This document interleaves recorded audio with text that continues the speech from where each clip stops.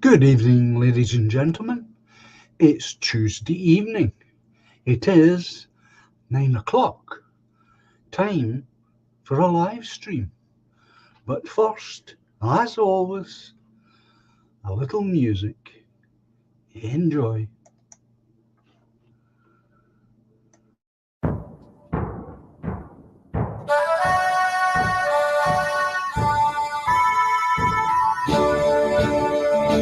We are all the heirs to Scotland as a nation proudly stand.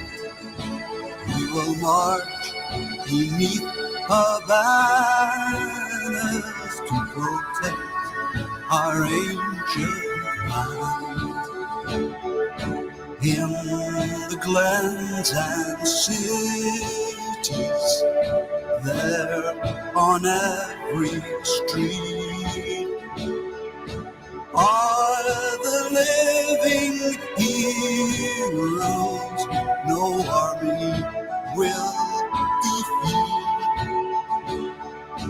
Let a flag mean freedom and not a battle drum. To the world we bid a welcome in 1,000 different ways. We will toast to long lost friendships as we build our better days. In the glens and cities, there on every street are the living heroes no army will defeat. Let our flag mean freedom and not a battle drum. We are all the heroes of Scotland. We're a nation hand in hand. We will march beneath her banners to protect our ancient land. In the glens and cities, there on every street are the living heroes no army will defeat. Let our flag mean freedom and not a battle drum.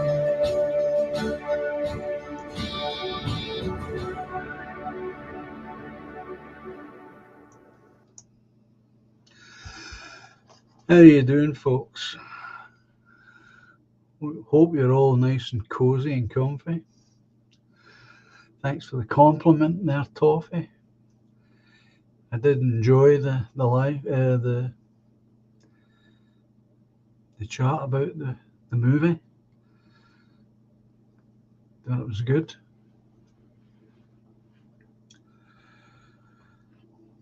Everyone seemed to get something from it, which is the whole idea, of course.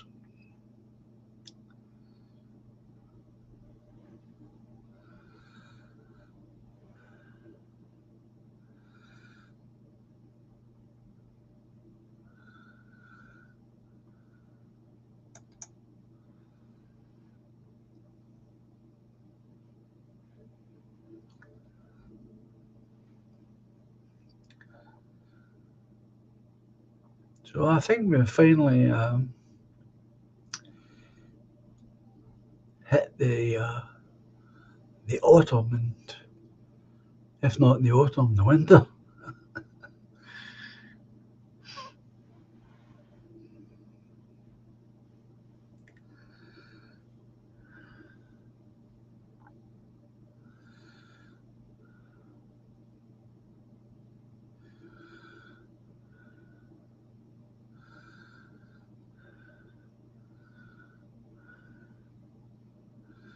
Thank you, Margaret. Glad so many of you enjoyed it. Well, you like the hat, do you, Margaret?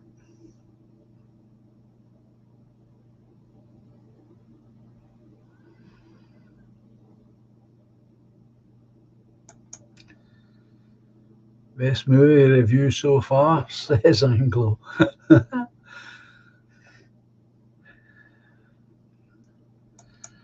Trevor M. Top hat.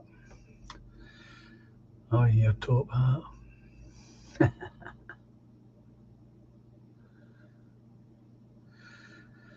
That's Streaky. Good evening, Streaky.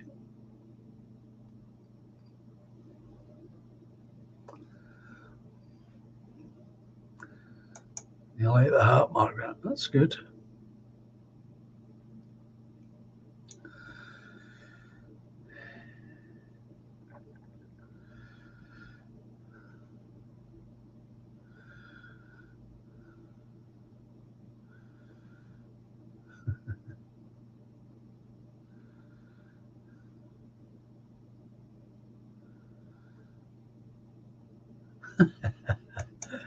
That's amazing, eh? You didn't notice the hat had changed.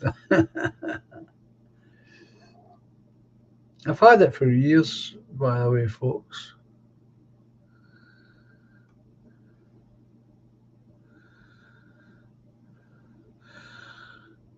I was given it when I was doing, obviously years ago, I was doing the Dr. Jekyll and Mr. Hyde project when I was doing the radio presentation for that. And I was given this hat as part of the costume for publicity photographs.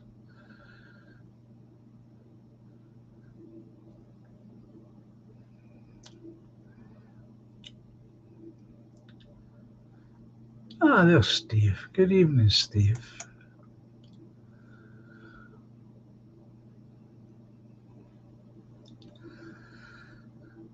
So that's the origin of the hat.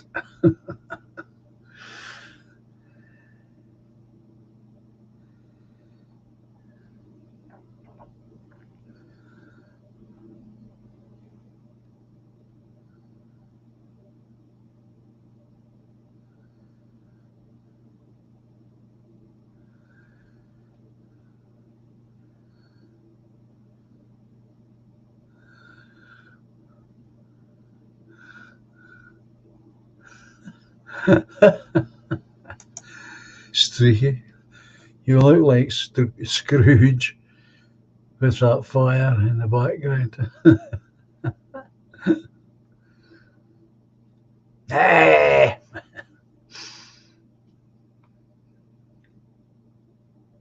And you had that's a good week. It's not so good. Bloody hell.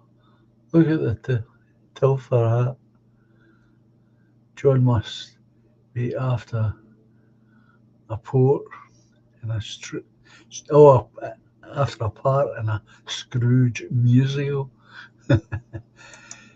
No, as I said, I just said shortly ago, the hat was given to me many years ago when I was recording Dr. Jekyll and Mr. Hyde, and it was for part of the costume.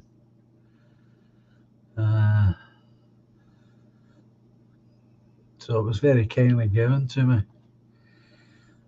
And it saved me a few pounds, of course.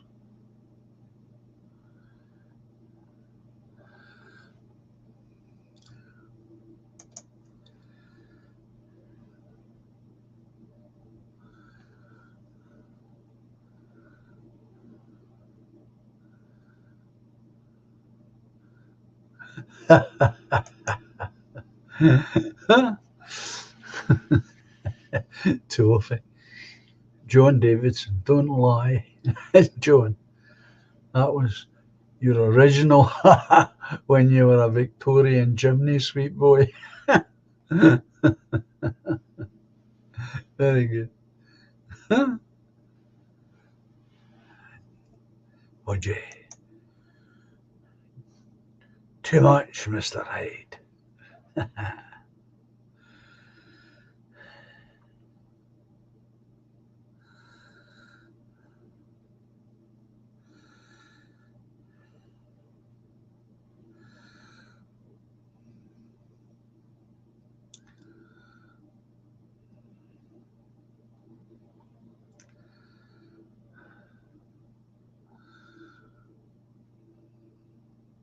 And I mocked myself to go with it because somebody gave it to me.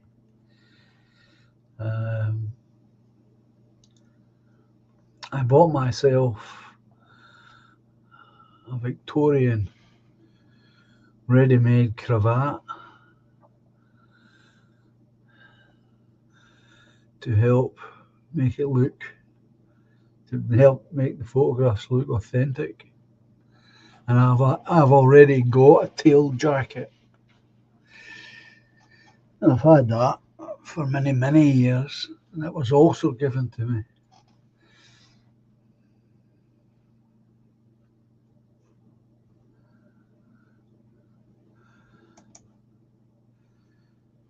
Not yet, Steve. I haven't received it yet, but thanks for saying that because that reminds me. On Friday night, this is why, no, don't worry yourself. Friday night, um, I received 3 payments. I announced on Friday night that our good friend and colleague, Sensum, made a very large donation, which he had promised to do, by the way, last year or the year before. He said that once I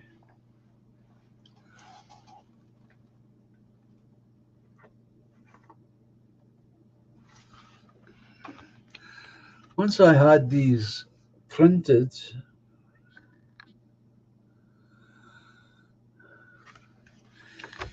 he would fund the next 100. I've got 100 of these. Okay, Sensum promised he would fund the second 100, which he has done. And this is why I'm saying this, Steve. It didn't show up on Saturday, nor did it show up on Friday, obviously. And it wasn't until late on Sunday before it showed up at my end. Now, along with it, this is why, again, I'm pleased that you've brought this subject up, Steve. There was 2 other payments made on Friday, 2 £5 payments, and one was a subscription to the party.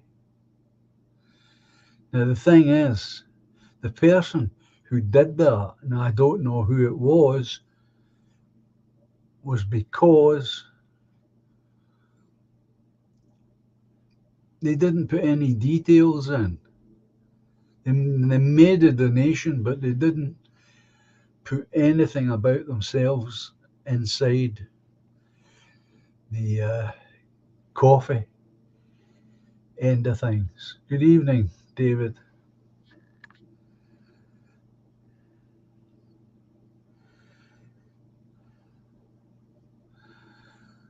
So I've got 2 £5 donations as well as Sensum's large donation. Now they're all there, but I don't know who it is that's trying to join the party because they didn't put their name in or their postal address, and I need that information.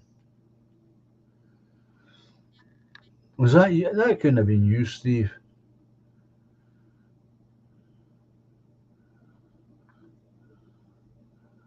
Oh, that's you that did this. So you put two £5 donations in, one for your subscription and one a straightforward donation to the party.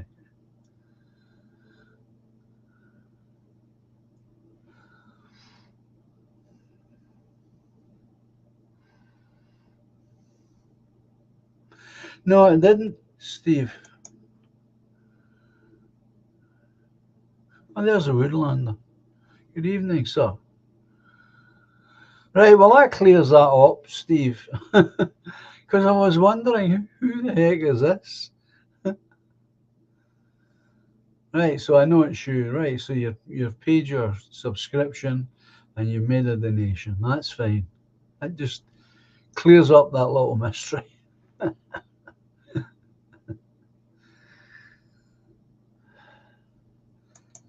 So yeah, I will be able to order a second 200 of these booklets. Right, I understand, Steve.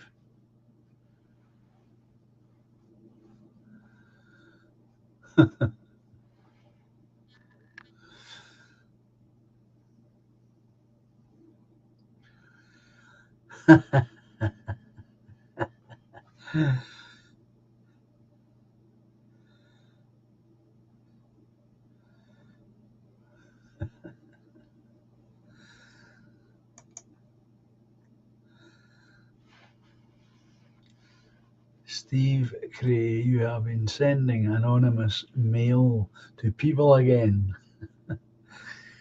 I still remember those dirty undies you sent me. Include your identity for F's sakes. Mail fruit. Yeah, well, you don't need to, obviously, Steve. Now I know it's you. I can just mark that appropriately.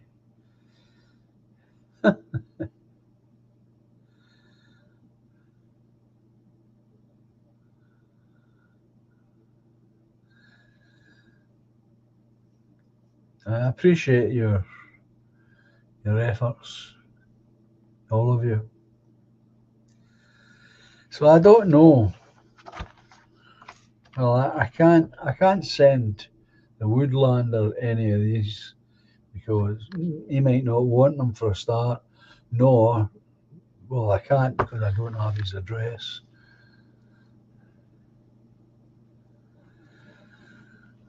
Now you're getting an offer there, Steve.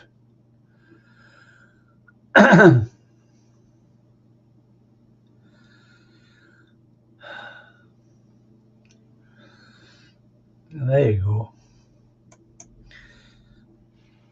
If you'd like some of these sent to you, Woodlander, email me your postal address and I'll send you some.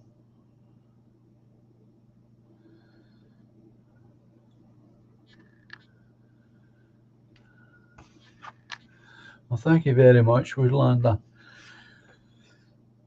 Now, all the party members will be getting some of these. Now, the instructions are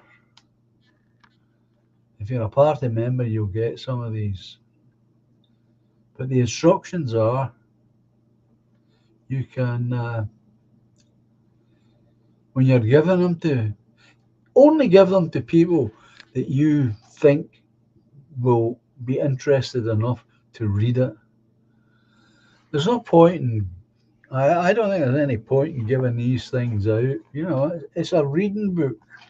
You know, there's no pictures in it except at the front, right?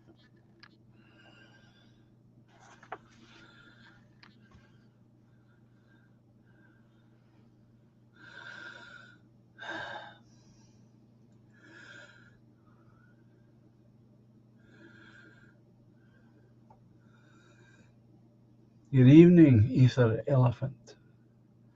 So as I say, I'm leaving it up to individuals as to how they deal with the booklet. You can either, when you're giving them out, you can either ask people, and I'm going to make the assumption that you'll be giving these out to people probably that you know, perhaps even related to in some way or other.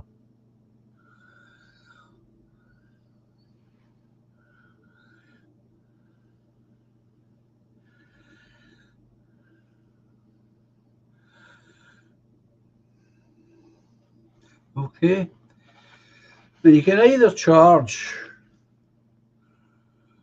£1 for the booklet or £2. It's entirely up to you.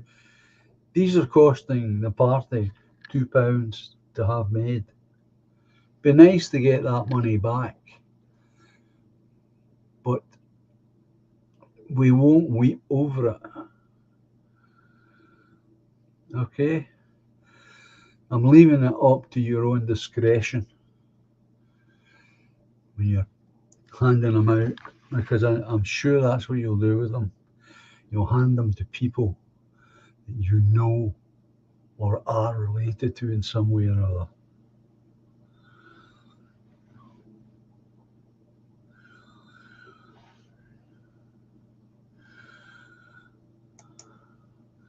Well, that's awful. I mean, I've been through all this myself, folks. I really have. You know, this is a true anecdote I'm telling you. When Helen was alive, we had got to a point in our life, our married life, that we'll always look forward to the weekend and dreaded a Monday. And why was that? Very simple. Because you didn't get any post over the weekend. But on a Monday, all the debt letters would come flooding through the letterbox. It was awful. It was a terrible way to live. Some of it was our own fault, and most of it wasn't.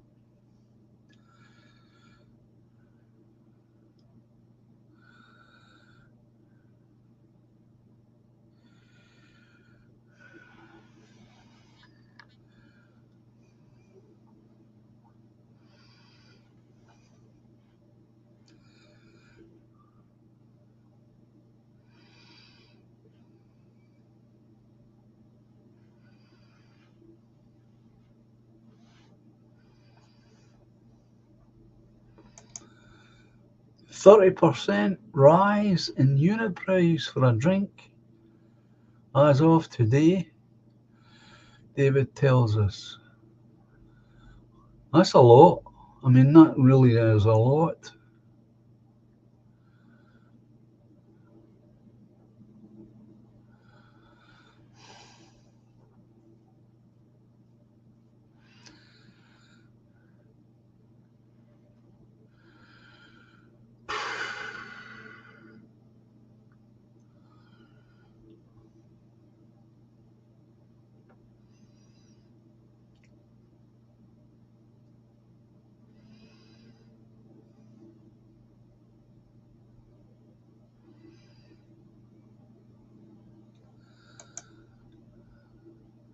Streaky bacon. People with sick animals can simply save money by using ex-army vets,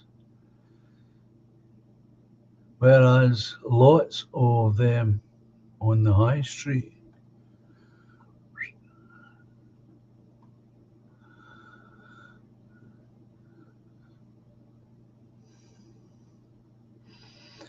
I know my sister has to pay an awful lot of money for her dog.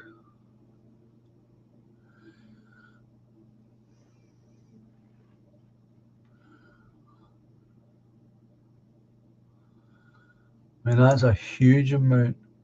I know my friend over in the ice cream parlour shop, his bills were the same. They went right through the roof because of the amount of electricity he uses.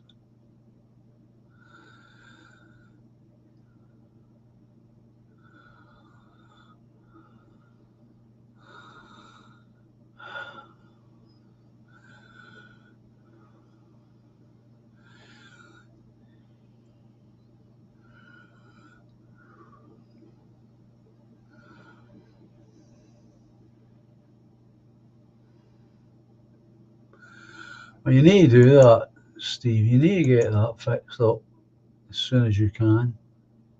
If there's any way I can help, let me know, of course.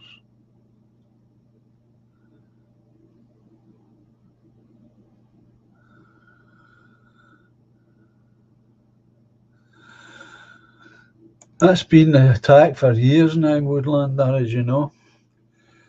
I've been talking about that for years. That was why they encouraged women to come into pubs. Then it was jukeboxes, televisions,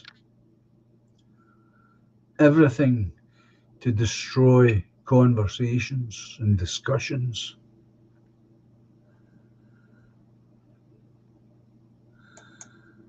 Smoking was the other one. Divide people. Budgie, play with fire. He's feeling down, Budgie. He's asking for play with fire.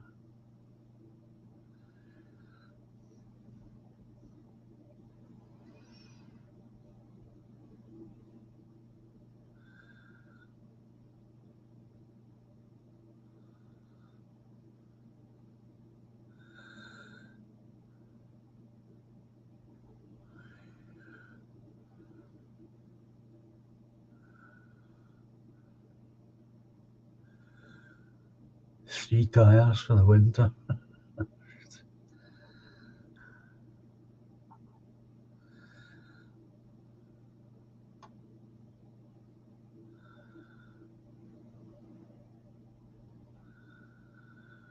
Well, as I say, I know my sister is paying. She's paying hundreds of pounds for Barney to get this. He's a dog, by the way, beautiful dog. Um, gets this injection for arthritis, and she gives him pills for some other ailment.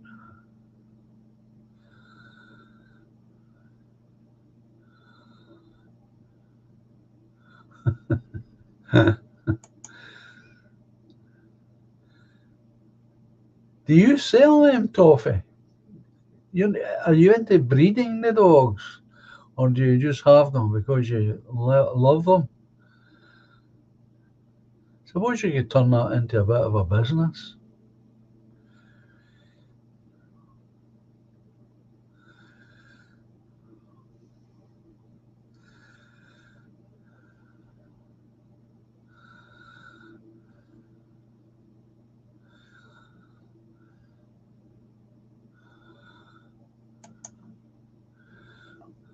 I know Anglo, the party of the working class, Labour, ha ha, just took my mum's. Yeah, you were saying this, your mum's cold weather payment, that was the one thing. Her her bus pass, I don't see how they can do that. And her single person's council tax allowance offer.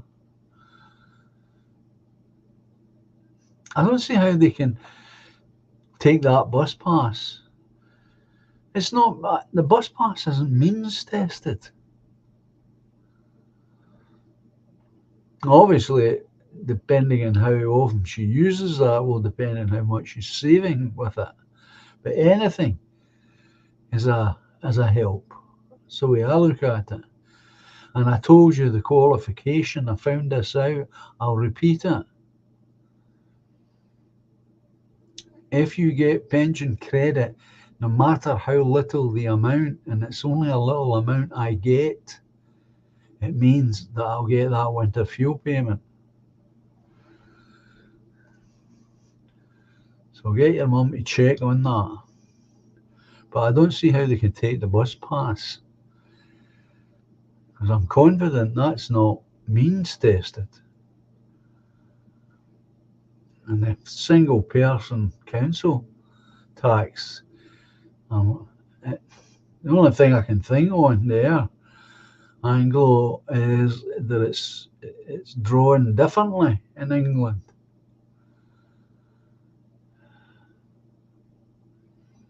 That's the only thing I can think on, that could be means tested. You need to look into that a bit.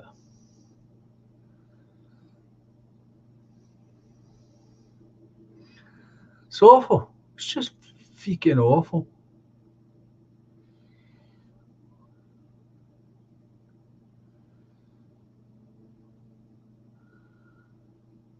I need to get on the roof.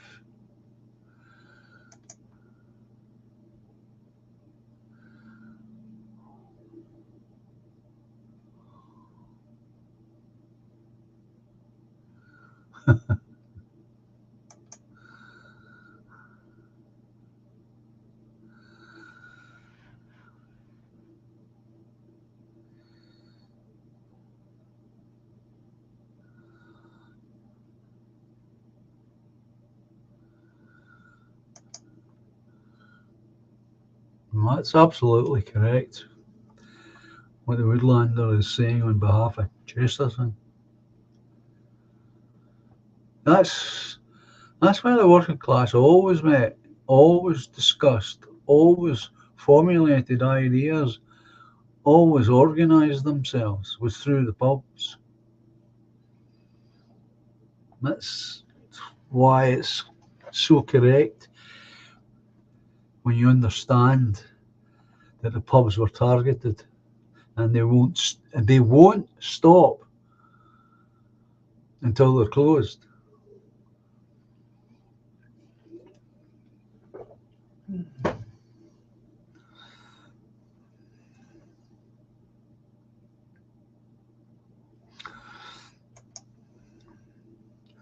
It's another way to look at it, and that's another true way to look at it.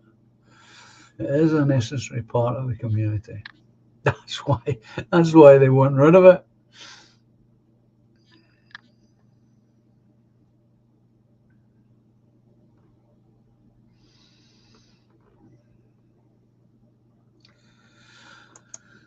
Yeah, that's absolutely right, Sheila. They want to kill off our fun and laughter too, our socialisation with each other.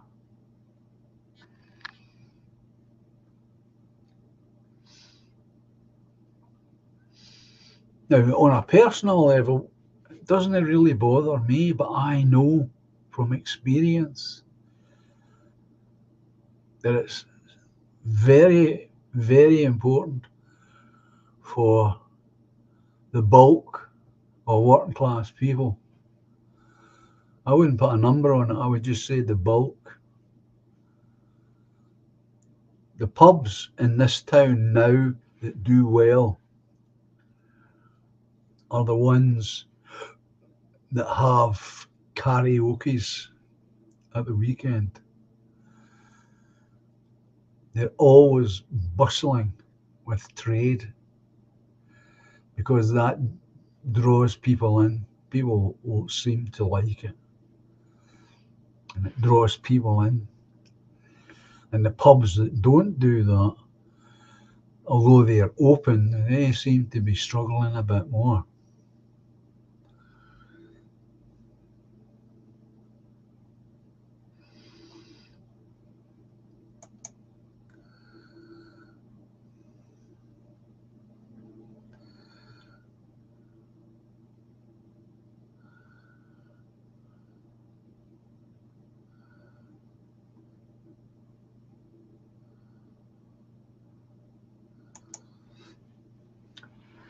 No, I used to breed them. Not anymore, though. It's hard work, and I'm too busy. Well, if you're doing it properly, it'll be hard work, and I'm sure you would do it excellently, and you would not have the time to devote to it when you're, as we now know, you're running two other businesses. So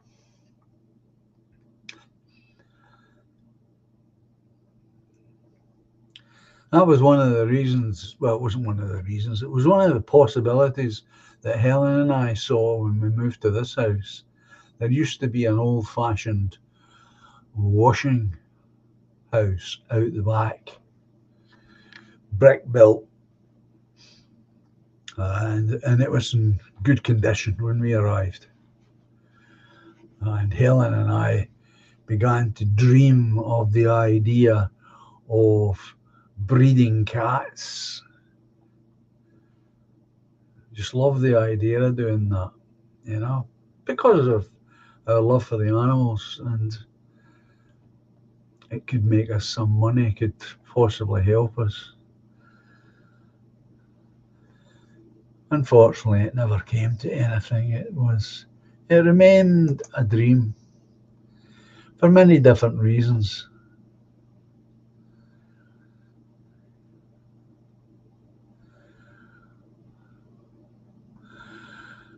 This is absolutely correct, what the woodlander is saying. There is no dispute from me on that subject. We have to just take a deep breath, plant our feet firmly on the ground, and say, "You're not going to destroy us. You will not destroy our spirit. You will not destroy our communities. We are, we are better than you. We are stronger than you. We are more determined than you. And we've got each other."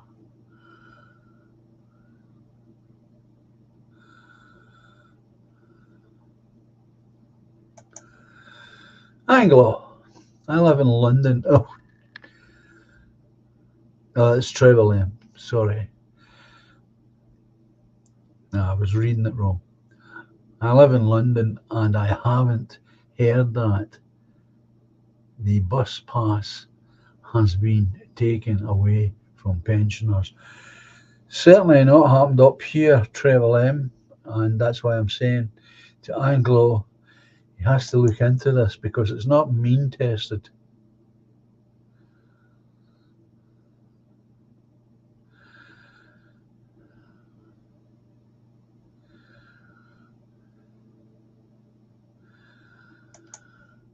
Oh, Sheila, Anglo, it sticks in our crow. What they're doing to our old folks, they are our backbone. I've never seen myself as a backbone. There you go. But I know what you mean. I know exactly what you mean.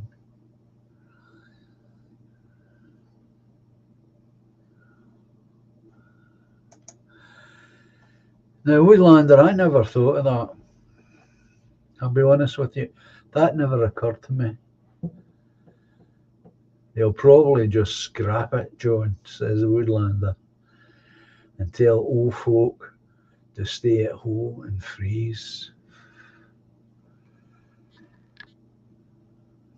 This is the kind of action, and I'm being honest now, this is the kind of action that first leads me to curse and swear publicly, and then aggravates and itches trying to find a physical response to it. I get so upset by this.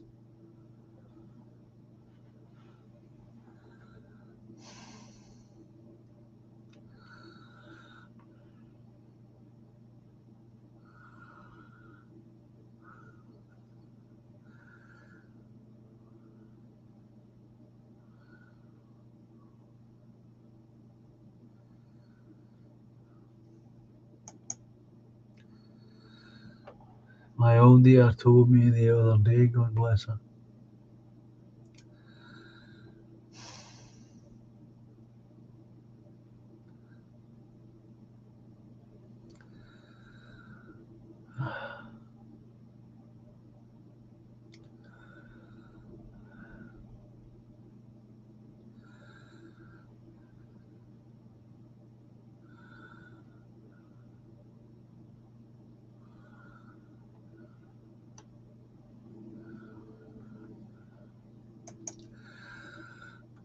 a lot of truth in that, Woodlander.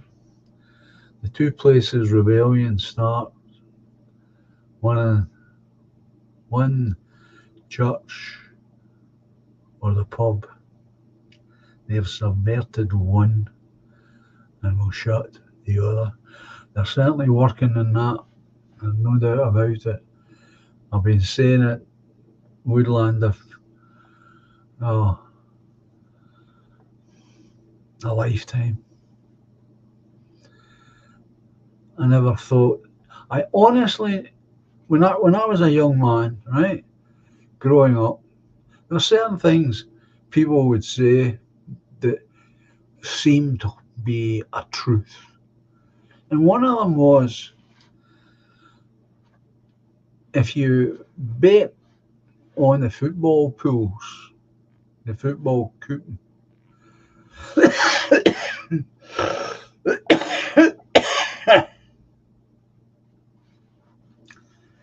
The top prize was £75,000.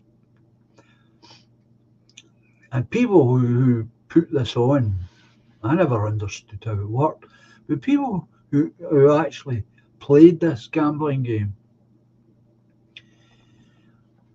whenever they were asked, what would you do if you win the 75,000? 10 out of 10 times they would say, I'd buy a pub and retire. Now, why did they say that? Well, they said that because in those times, owning a pub was as good as owning a gold mine.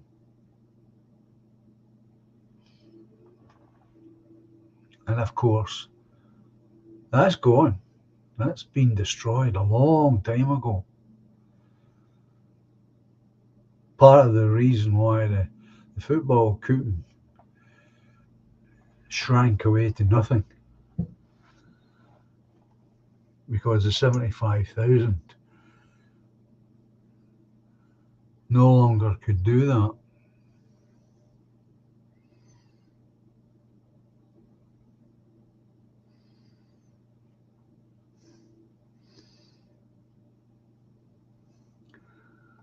I like that, it's good. Angler, no beer Kia coming for us, lads, says Anglo. Toffee come up with the same thing. No beer Kia.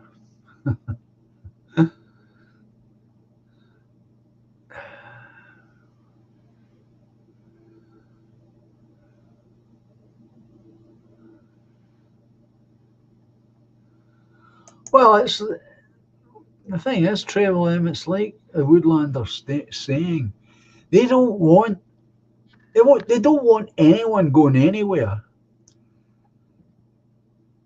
That's the whole point. Is to take into consideration what Woodlander's saying about the pensioners, right? Then he add on top of that these so-called 15-minute towns and cities. There's a limitation on movement for everyone, except them, of course. That's what it's all about, is to create a stagnant society. is to get back to the idea that people are born in one place, they grow up, they live and they die in the same place, and then they don't go anywhere because they can't.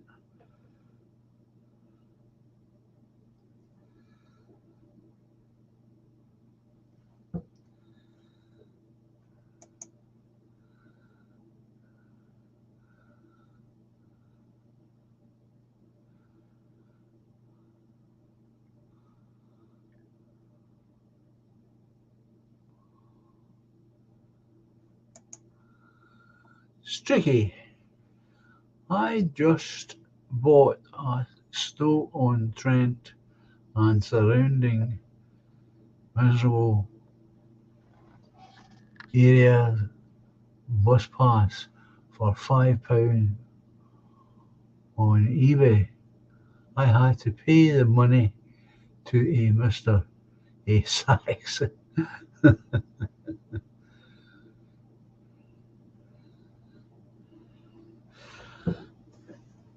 And that's very true.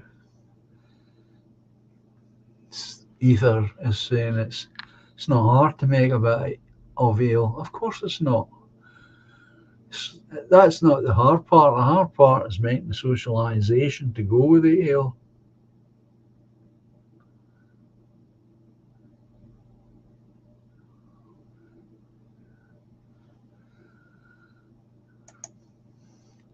And I agree with everything the Woodlander's saying here. It's true.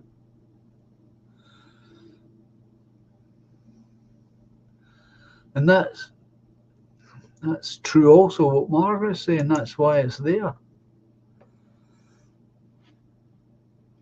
If you've never been to the USA, and I have, this is where it comes from, all this. Now, I didn't go out of my way looking for pubs and clubs, but any that I came across were like that, noisy, a wall full of televisions. And I'm not exaggerating when I say a wall full of televisions. Every single football game that's on in America is piped into these TVs. Thankfully, there's no sound on them, but it's a huge visual distraction.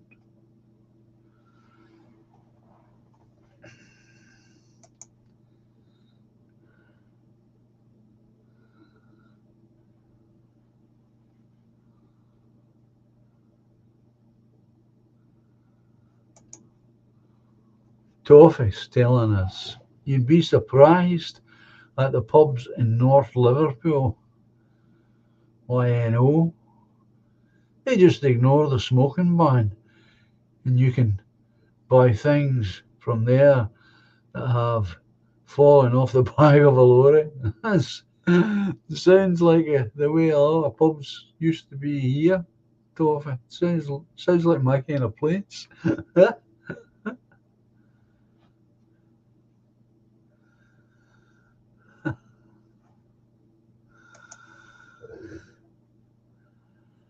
There'll always be people in places like that.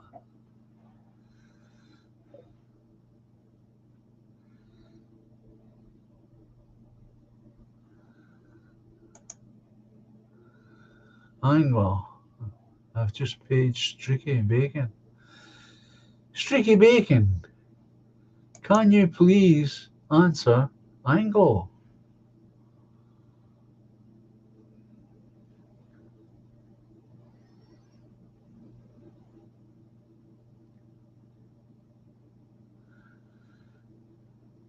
He's answering, but he's saying,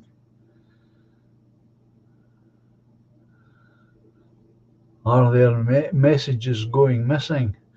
I have hit live chat, mate.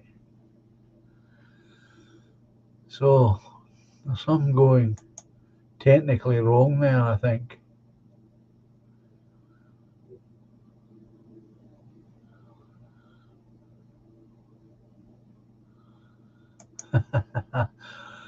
You know, Sheila, I've never seen that up here. I love watching the old people in the pubs with the piano player having a proper sing song together. I've never seen that. And one of the things I could not help but notice in Spain was all the old folk out and about, not just in the pubs, but in the town squares, having a drink with their pals. Some people um, reading newspapers, others reading magazines and books, and others just talking away. It was beautiful. Used to have a place here in Greenock that was specially made for that. That, of course, was destroyed.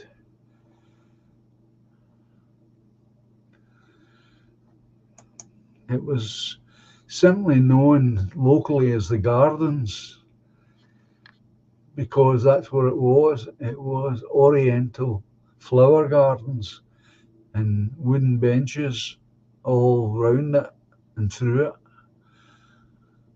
And on a nice evening or a nice afternoon, it would be absolutely jam packed with people and children also. I played up there a lot because my family spent a lot of time there.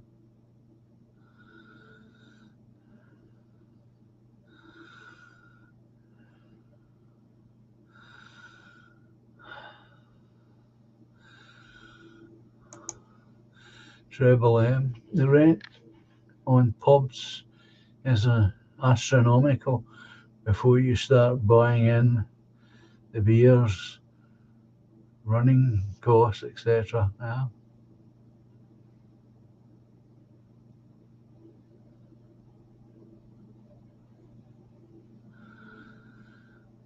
This is all true, folks, and our enemies know all this.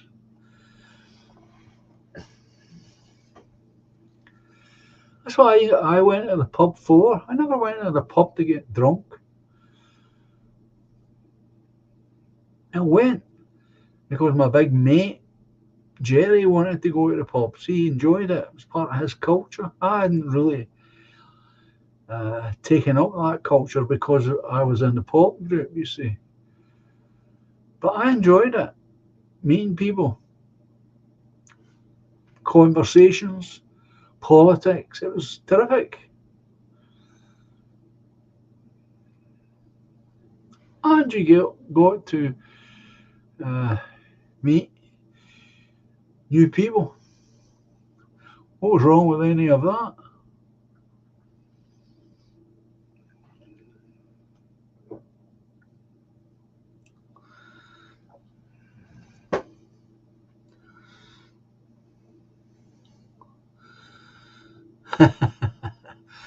Good evening, boss.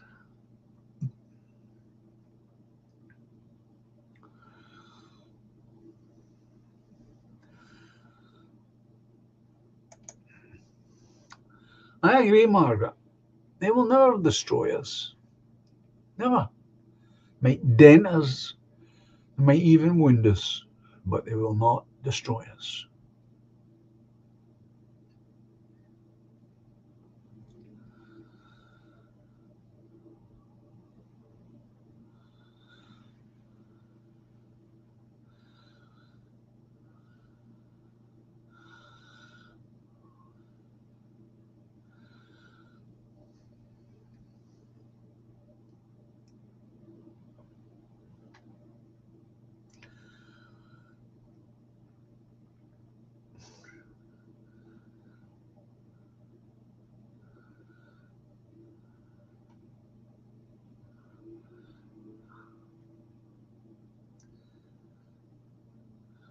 Of course they are. We outnumber them for a start. I would say physically and mentally we're stronger.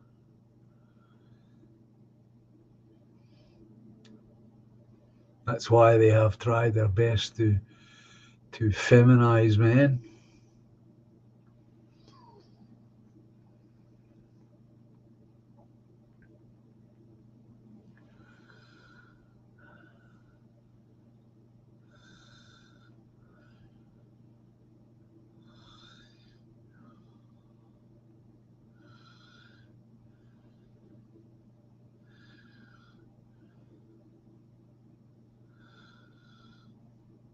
I think we were all like that, a bit streaky. He's saying that when I was young, I used to laugh at the old people having a sing song at the end of the night in working men's clubs, but now I understand. Well, I think we were all like that. These are things that you have to learn about. You're not born with this knowledge about community.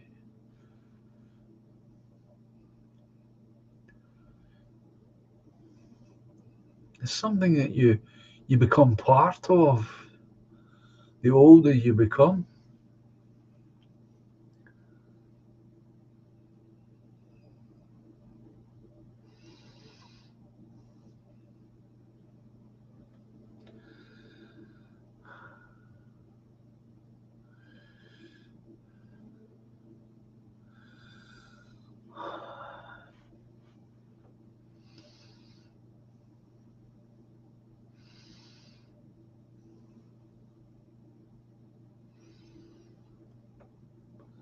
that's that's for sure, Steve. Yeah. Yeah, two things about communism that is uh, true, no matter where communism is. One, communism is never voted in by the people. It's never it's never voted in anywhere. It always has to take power by force. That's one truism.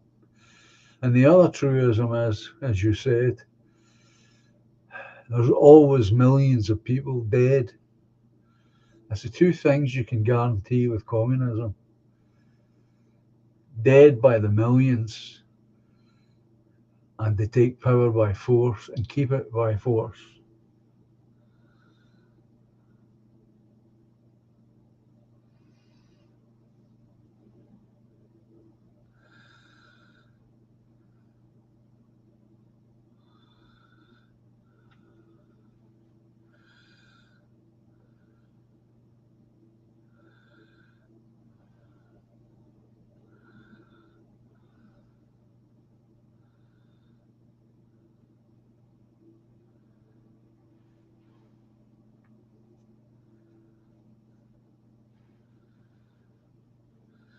Hi there, Unchained.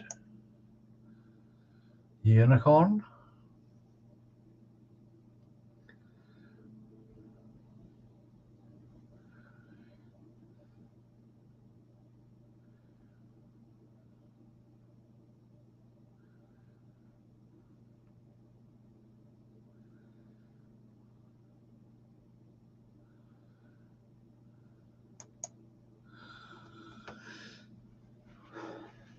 What can I say? I mean, he's uh, he's most likely right. If we are honest, we can see that they are trying to demoralise and make life harder for old age pensioners. They give up. They have no reason to live, so it's easier to die because they fucked the financial system and can't afford to pay for them. Yeah, a lot of truth in that. That's why they keep putting it up, putting the age up, which is totally unacceptable as far as I'm concerned. All these things need to be corrected, but we've spoken about this many times. You need political power, and that is nigh on impossible to get a hold of, although I haven't given up entirely.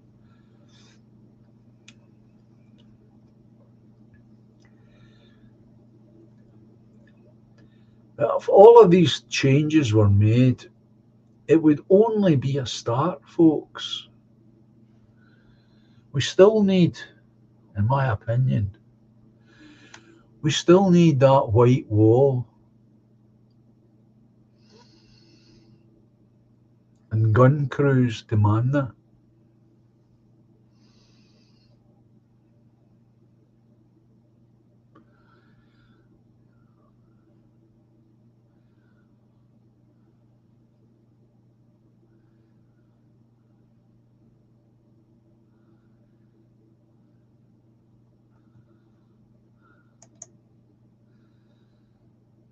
Sheila, Striggy, if I heard the old Ivories being played in a pub, I'd be straight in there and I would watch them on archive YouTube channels and end up singing and clapping along with them. Yeah, there's a there's a hunger for this stuff. There really is. It's a hunger all over the country for this.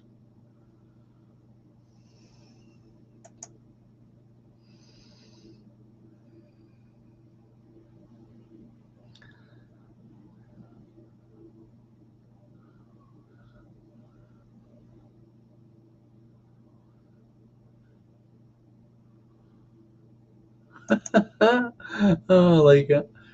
I don't think my mother has ever bought a turkey or a goose for Christmas that wasn't on the cheap from a pub in Fraser Day. Fraser Fraserley.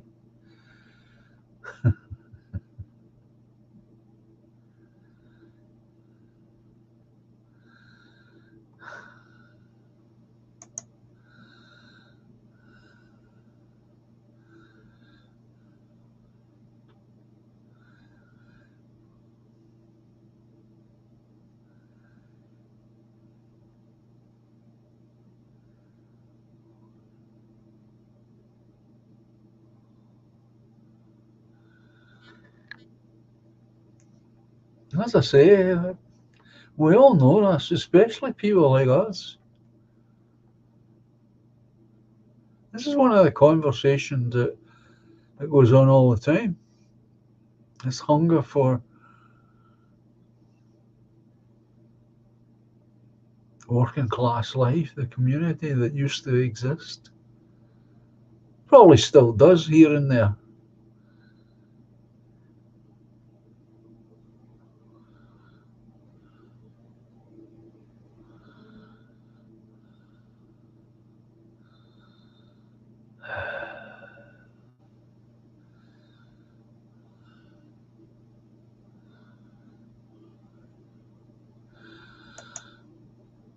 Treble M saying their excuse to take the bus, to take the winter fuel allowance, is that pensioners are rolling in money and don't need it. Now, I'm going to say something a bit controversial, I think. There's a truth to that, Treble M. There are. I used to talk about this many years ago when my son was just a babe, and I would bitterly complain about it. Why is it that middle class people, and I knew them and I worked beside a lot of them, who had 1 and 2 and 3 children, and both mum and dad were in the same school working, earning what was to me fabulous salaries, and they went on picking up their family allowance money, which to me was just diabolical. It was disgraceful as far as I was concerned. Imagine doing that.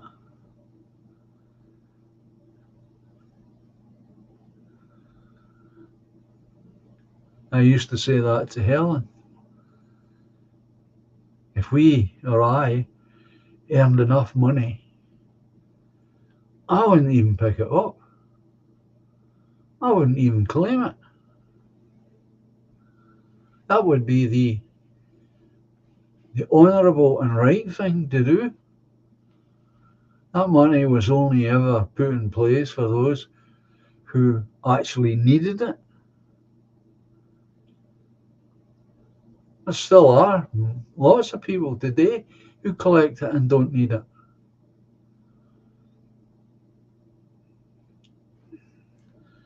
But that's all about individual morality. People who don't have any. And I know a few of them. I never say it because it's pointless. They talk about entitlement. It's what they say. I'm entitled to collect it. Whether I need it or not is irrelevant, they'll say.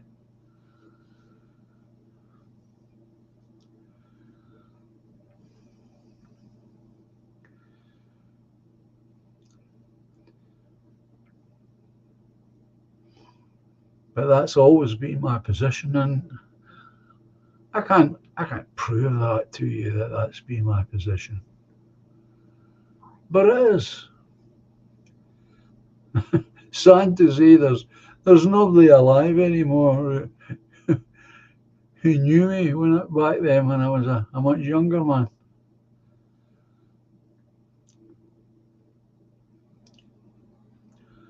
But that's how I saw it. It's like winning in the lottery. You win about 5 million or so in the lottery, say, and you go in collecting your family allowance money. I mean, that's just outrageous as far as I'm concerned. And I'm sure that people do it.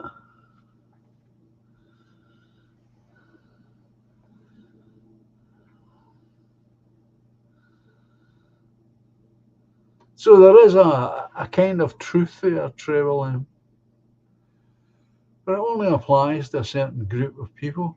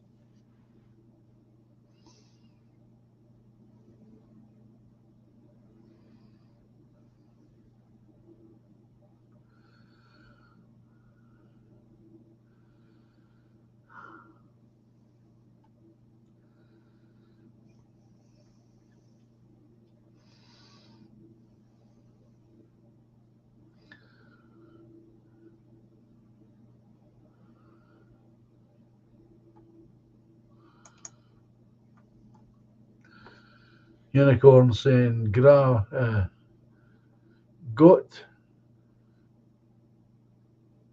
got to your local home brewing shop if you have one. Time to start brewing our own mead. Start a boycott. Simple. Okay, in a lot of good sense there. I can relate that to my own life because when I was in my my middle 20s, uh, home brewing became a bit of a fad here. Mainly it was lager, and I was part of that. Now, I used to say to Jerry and my other friends who were whiskey connoisseurs, I would challenge them with the question, why is it illegal to make whiskey at home. Why is that illegal?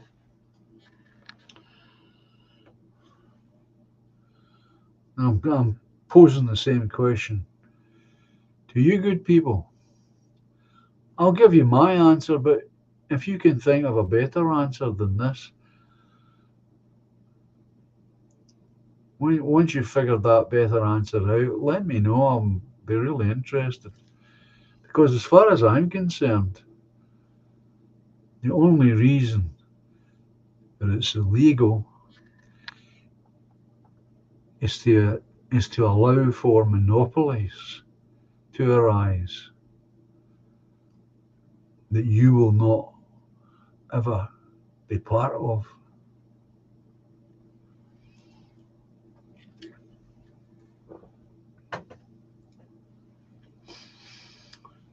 Why shouldn't you make your own whiskey?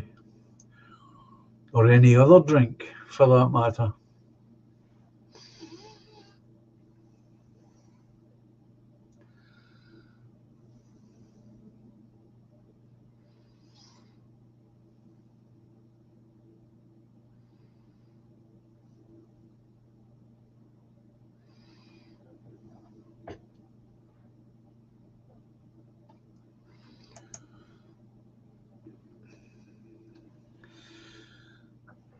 Vegas claiming 4K for heating while stripping old folk of cold weather payments.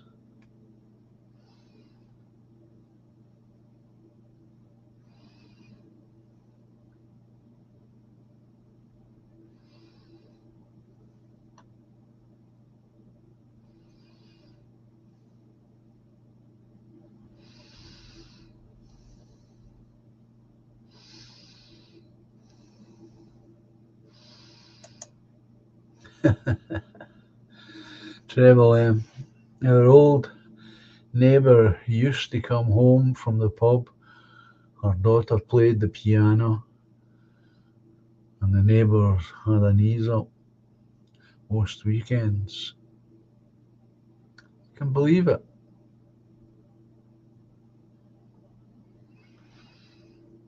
Unicorns on strike.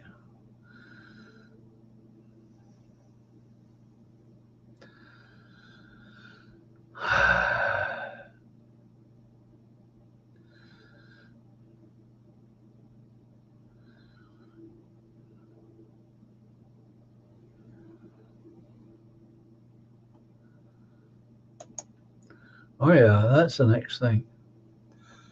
Cut down and eliminate foreign travel, of course.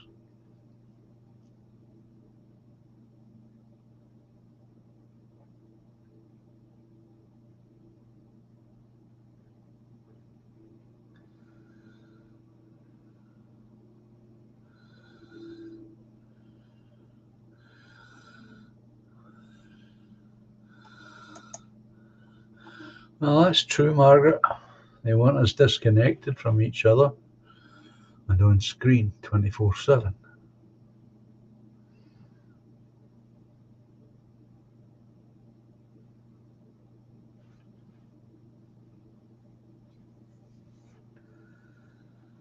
What can you say?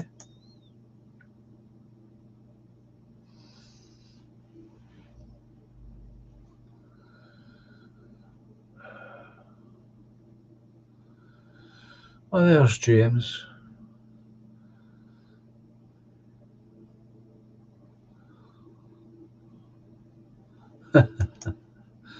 Thank you, James.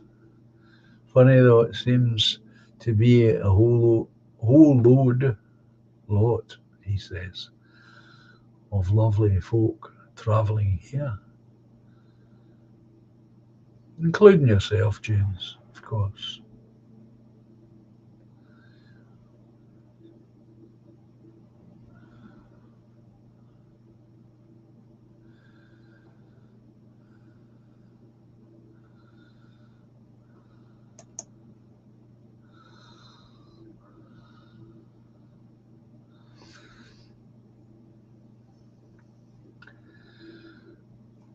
But it isn't such a daft idea, is it? the idea of making our own alcoholic drinks on this land that is currently owned by some of us. I don't see anything wrong with that idea. I don't think it's daft.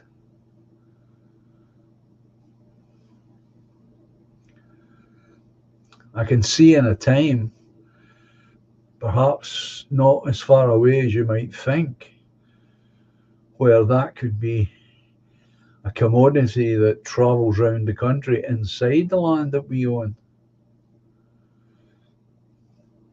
and is used as um, a trading mechanism. And I say it that way because so many people enjoy a drink, you know.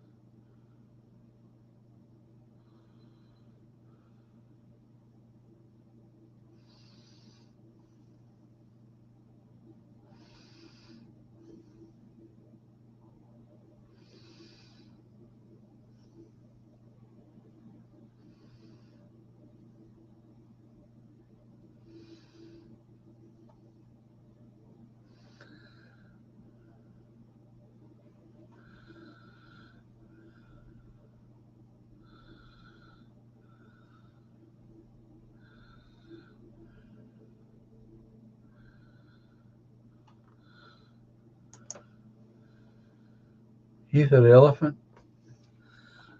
I haven't been to the pub for years. I went to the students' bar with my kids the other day.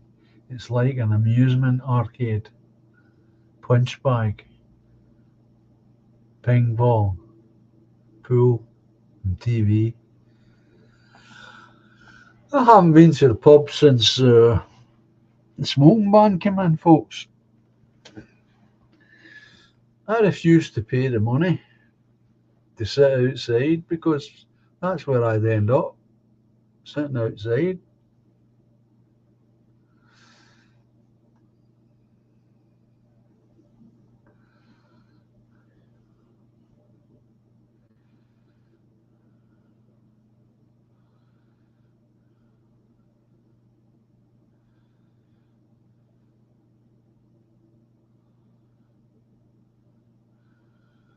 Oh, glory.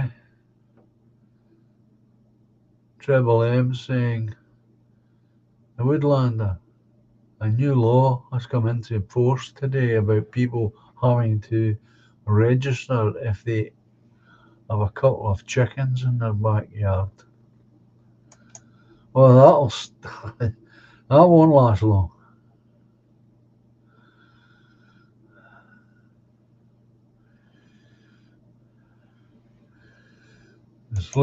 As Woodland are saying, they don't want you to even have the possibility of having your own food supply.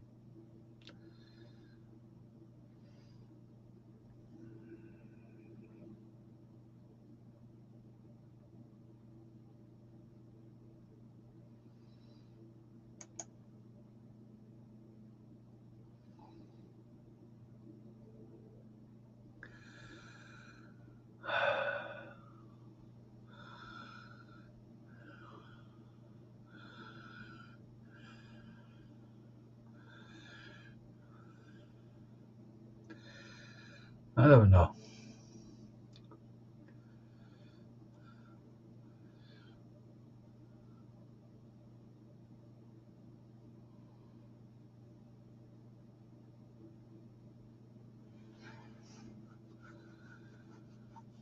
I don't know that.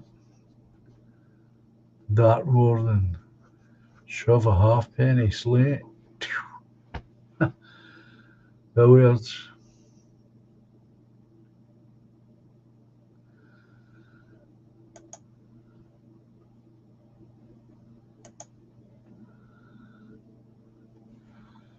because there were happier times. That's the thing.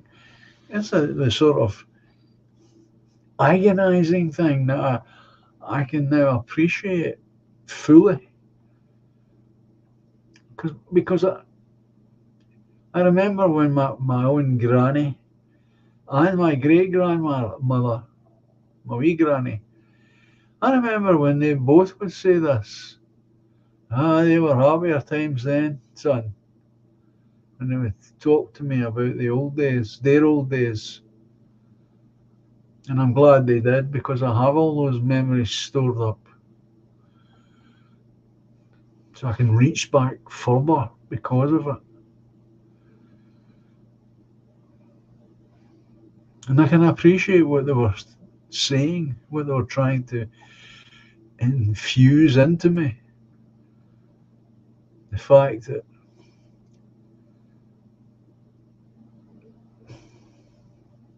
at the heart of life is life of community. That's really what life is all about. I'm going to get really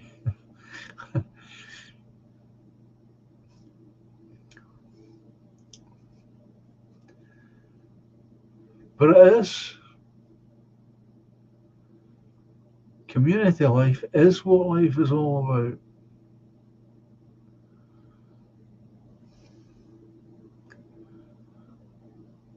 That's one thing about being a Scot.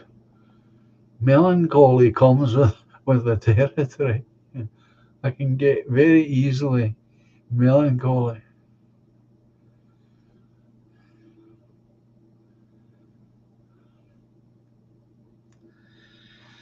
It's just awful.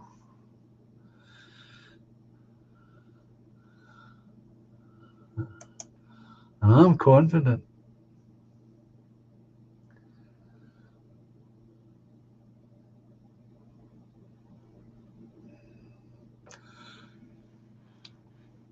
I'm confident that if the people in this island, the native people of this island, ever rose up,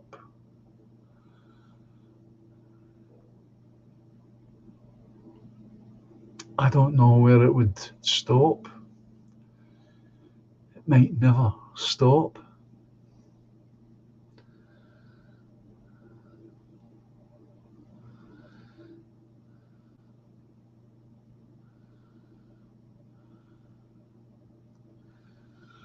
Well, this is it, Woodlander. You've obviously got very clear memories of these places and these times.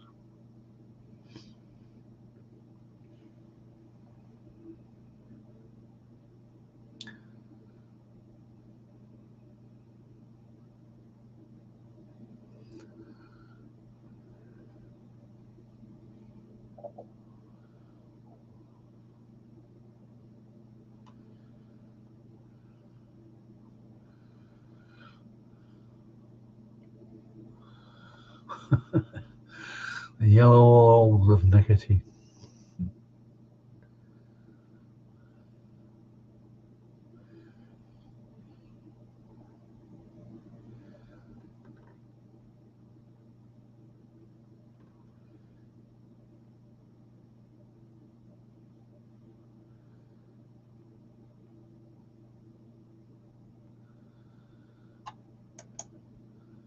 Let's get back a bit there, Streaky. Yeah? I lived in a tiny village in Bucks, a real money area. The pub was built in the 14th century. My gosh. I was gutted when I left the area. Can you imagine that?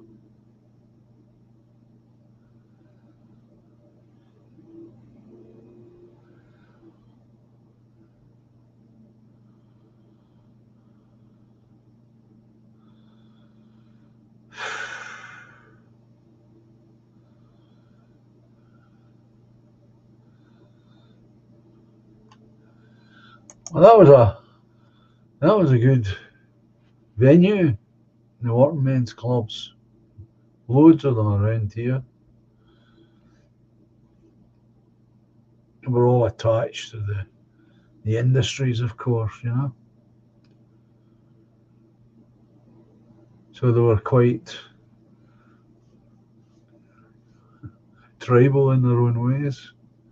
But there were venues you could get work in them playing music, of course, uh, which was great.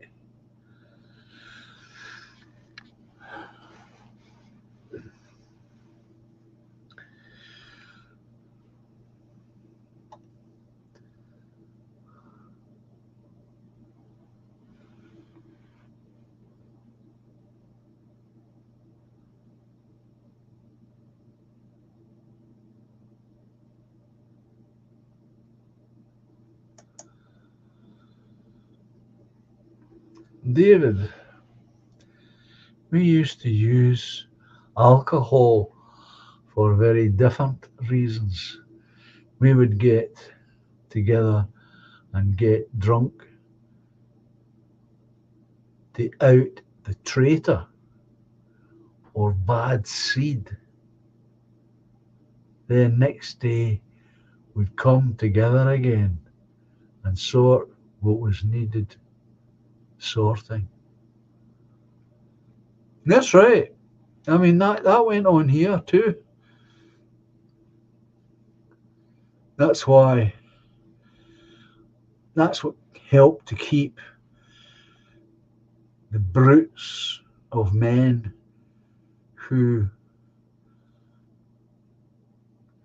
brutalized their wives or their children. If that ever happened and she went and, told her mother that Hobby had lifted his hands to her, the men in the shipyards would take care of it. And all the men knew this. So you either had to be crazy and do it, lift your hands and hit a woman,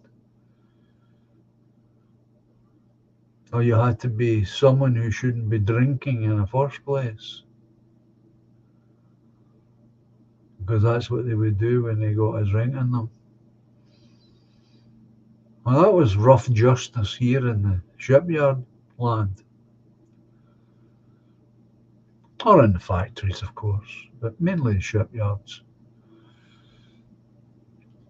And the men all knew it.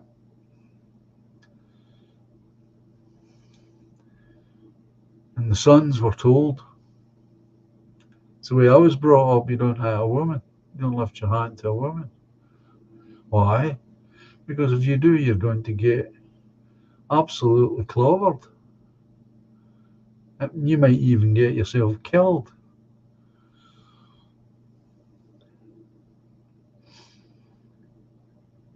So you never did it. No, that, you think about it, of course. Why would you hit a woman? Break her in two if you did, most of the time. But no, it was never done, really. Woe betide any man who did it. Woe betide him. It'd take a hell of a beating. A hell of a beating.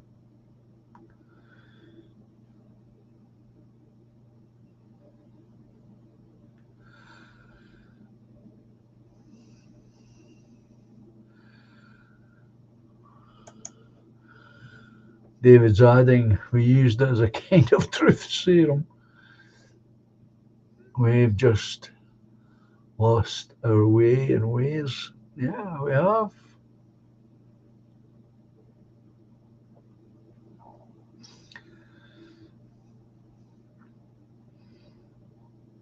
So it would take a brave woman to do it, because she would know what was going to happen. Rough justice.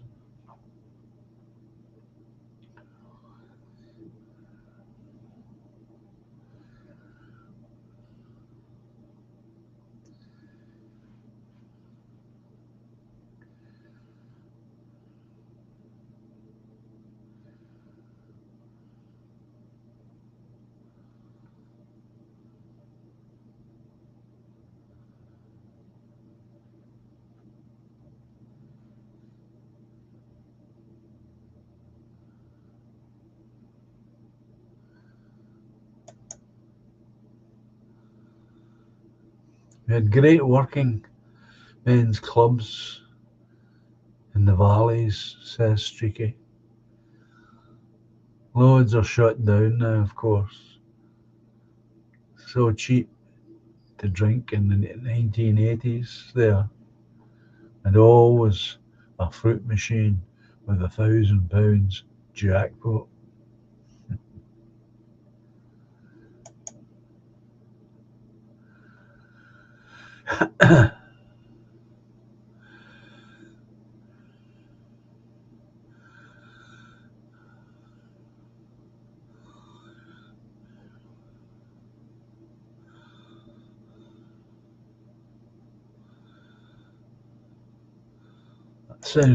That sounds really good there, Toffee.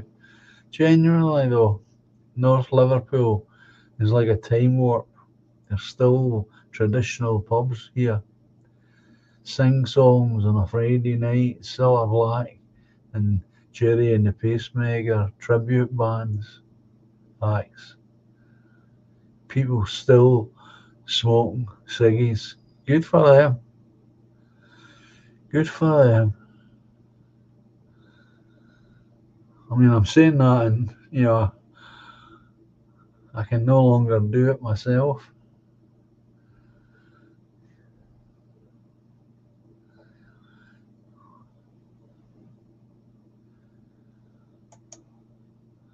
Sheila saying, Woodlander, yes. People could be themselves and enjoy each other's company. And the young ones learned how to interact. Yeah, properly interact.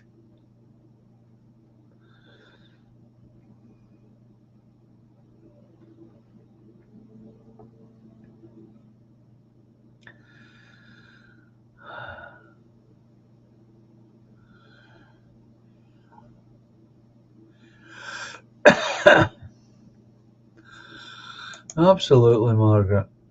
Good to hear. We need more of this to Toffee, of course.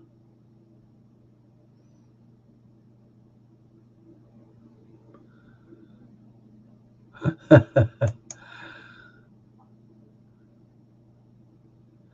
we'll have that. This is the point. We can have all of that back again. This is what the Woodlander Initiative, that's the promise of it. It'll take a bit of time, of course, but we'll get there. We'll have that. I bet they already have it. A big fire, bottles of beer, and stronger stuff for those who want it. They won't have a jukebox, they'll have somebody on a guitar playing songs that people know how to sing, laughing, joking. I bet people are up jigging about, acting like 14 and 15-year-olds again, shrugging off their woes without a care in the world. I bet that's the way it is, and it has that promise for the future.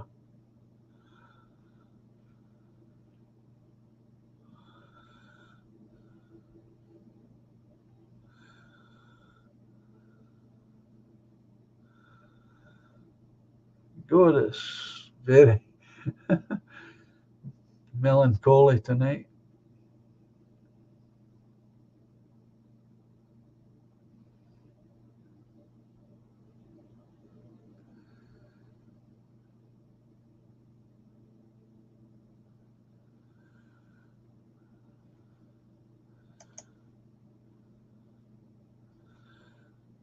He willingly gave it away,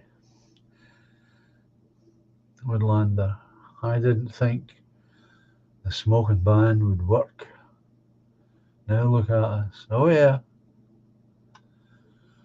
Well, up here you see they secretly promised the pub owners, the ones who pubs that were privately owned, they secretly promised them that with the smokers gone, that would encourage families and the selling of food would make up for any loss of the smokers, which of course never happened.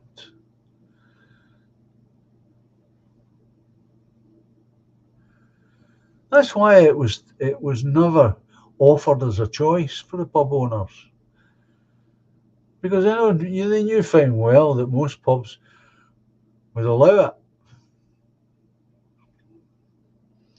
That's why it had to be enforced, as it always is in this country.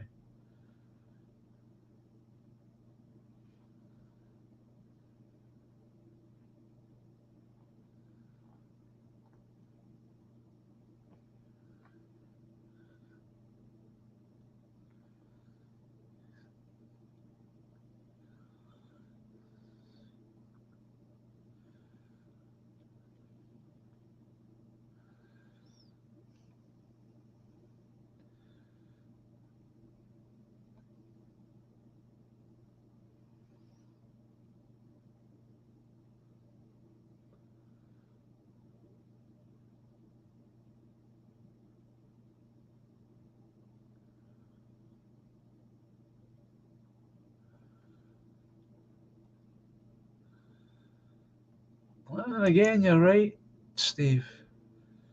And people still refuse to see how fast our country's collapsing.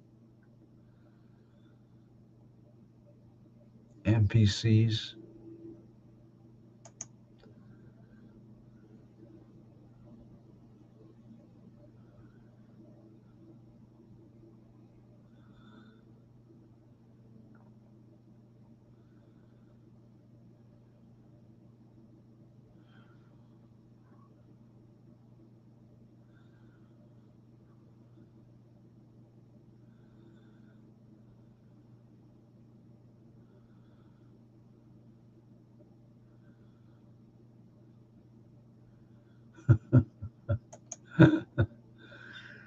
I got so many fines at my pub for not complying to the smoking ban. They threatened to shut the place down. That's the way it is always, isn't it? I mean, think about it, people. Everything's done with threats and violence and threats of violence.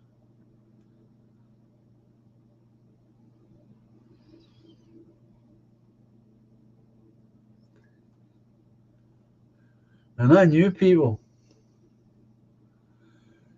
who cheered all the way when they got that through.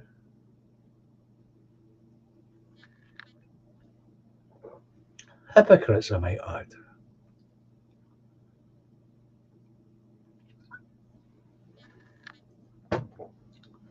People I worked beside, people who used to condemn me for smoking cigarettes, but on a night out would smoke cigars and secretly smoke marijuana.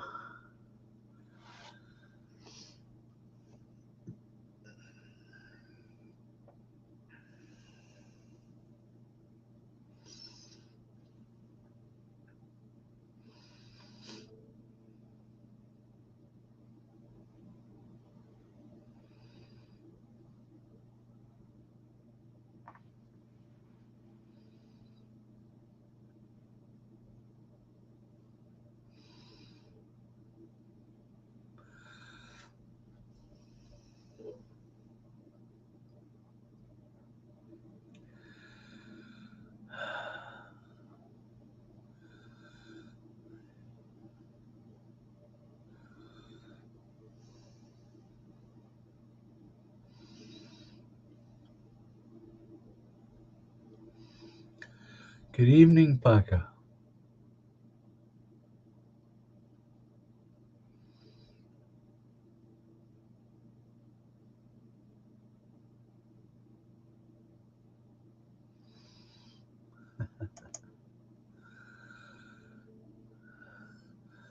That hat is the dogs, bees.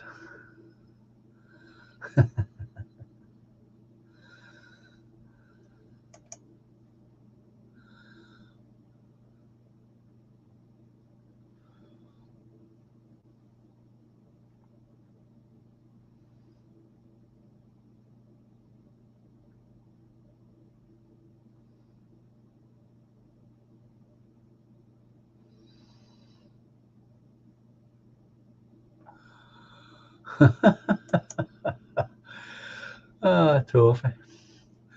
Obviously, I don't support illicit substances, but people just make spliffs openly on the bar in certain pubs.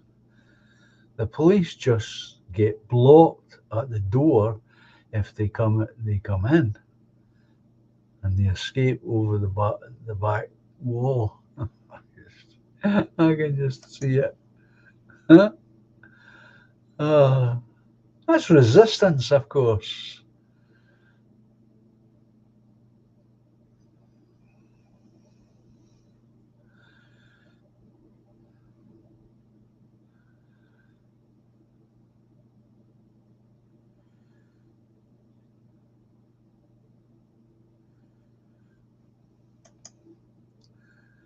Honor should be guided by your community, says Woodlander. If everyone around you looked down on you and shunned you for what you were doing, you wouldn't do it. That's how it used to work. Just like men didn't lift their hands to women.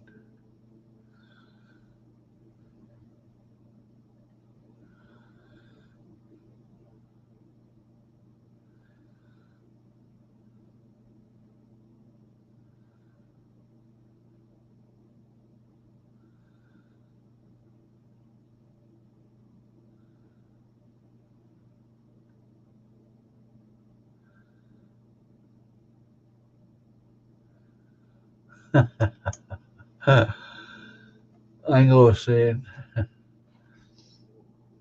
the hat is when is for when I play Monopoly.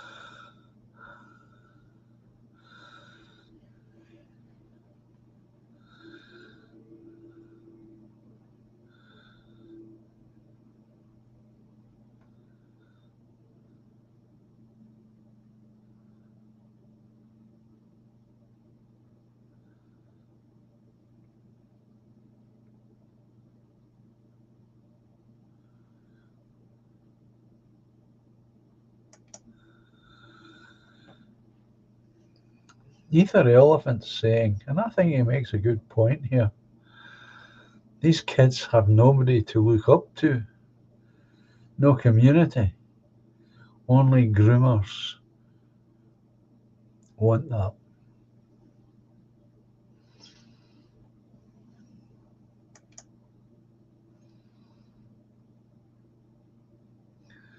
Yeah, because again, from my own life, when I was a young boy and very quickly ended up in the yards, there was always older men there telling you what you should be doing and what you shouldn't be doing. And then relating that to when they were young men, that was always there, even in the factories, which were predominantly women.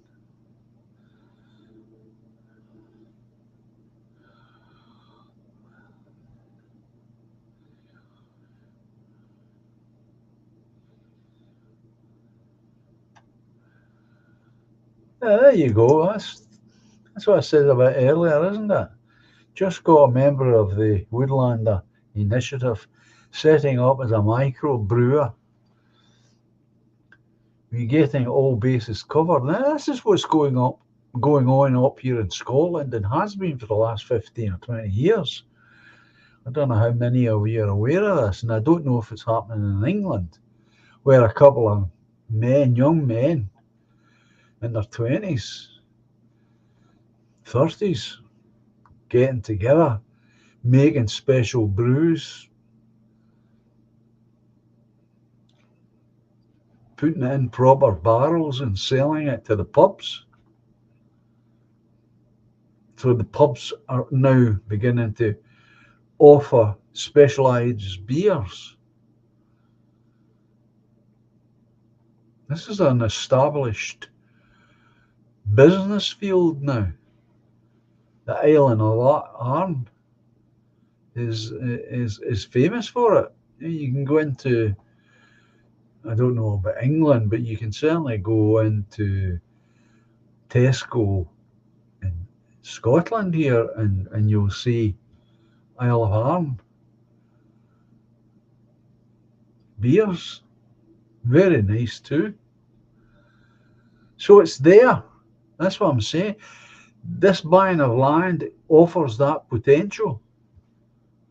So that when you go there, there'll be beer on sale rather than dragging cans of beer to the place. You'll be able to buy real ales and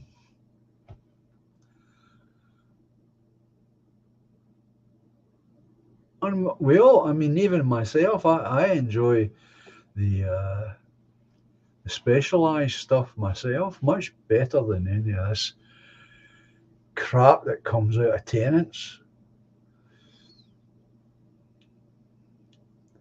And that will grow on the land as we push forward. And I'm quite amazed that it started so early. And that's all positive stuff.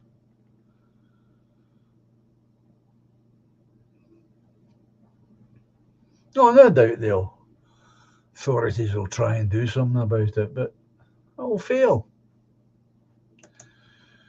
It'll fail.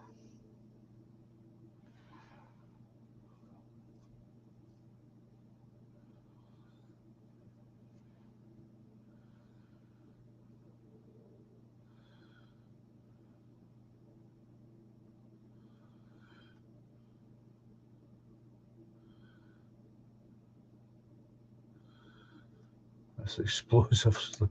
Of course it is. That's all my friend Jerry would drink is these specialised beers. And my other friend, that's all he drinks.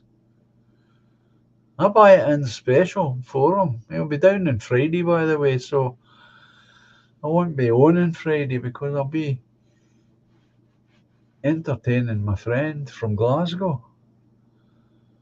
But that's all they would drink. And they put me onto it.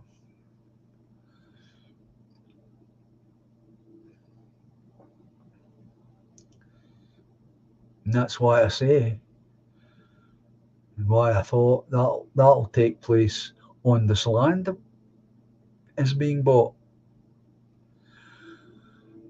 It's already started. This is all good news.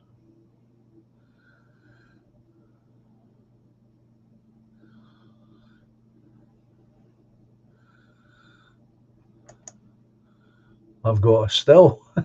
It says Woodlander. Apparently. Couldn't say for sure. Well, you might have a still, you might not. Who knows?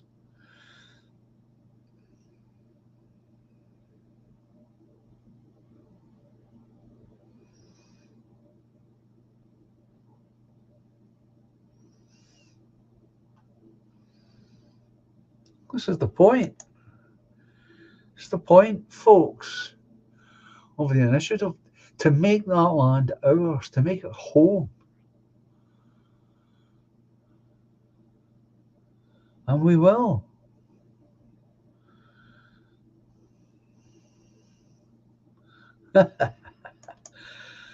Bootleggers of the world unite, says Budget,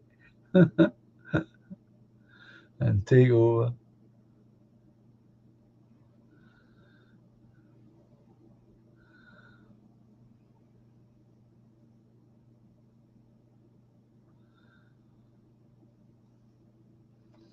So say brewing beer isn't illegal. So they used to sell us stuff, kits. People bought it.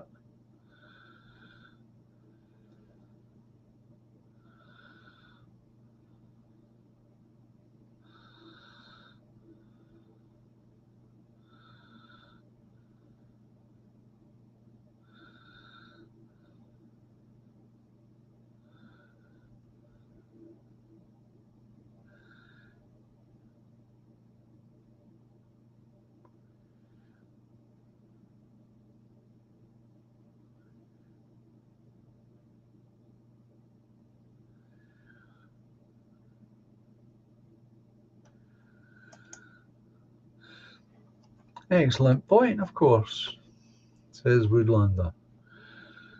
I'll be honest, the hypocrisy gets to me. Yeah, it's staggering. They cut old Betty's heating allowance so she's worried and cold, and yet they pay Mohammed to stay in a five-star luxury hotel with free heating, free food, a laundry service,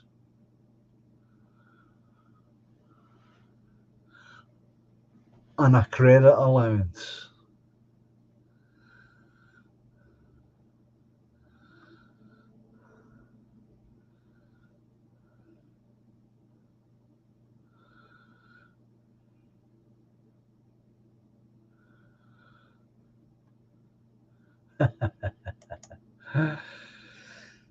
We need our Friar Tuck and his mead, says the Woodlander.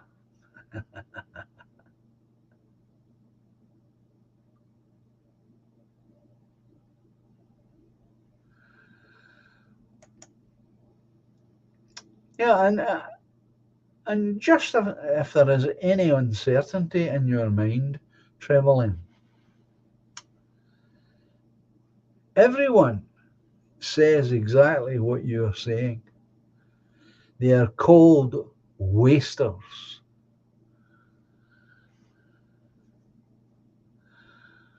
And they say the world is upside down. Never think for one moment, folks, any of you,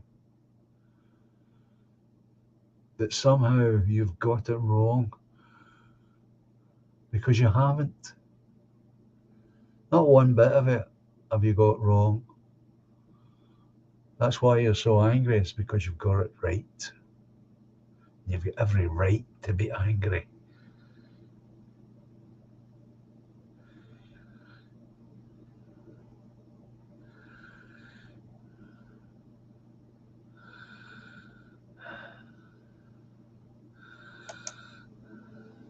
Ether's saying, you can always send your granny to jail. 3 square ones and a PlayStation.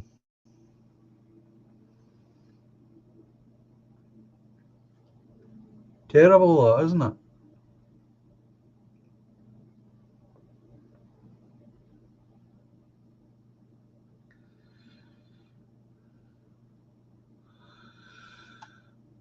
Oh, well, that's the other thing is, I mean, I've always been cold reef, as we say up here.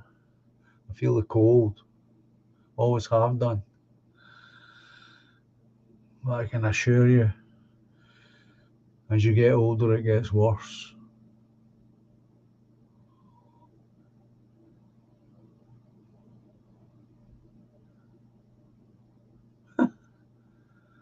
Yeah, we're getting there. Thank you, David, for the warning.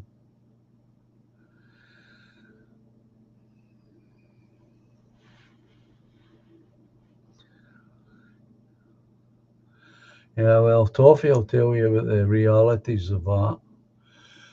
And if somebody as brave as Toffee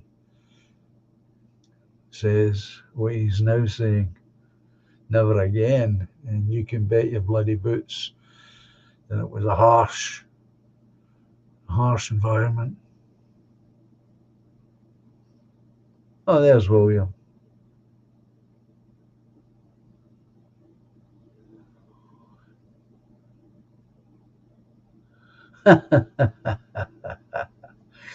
Very good. You like your hat then, William, eh?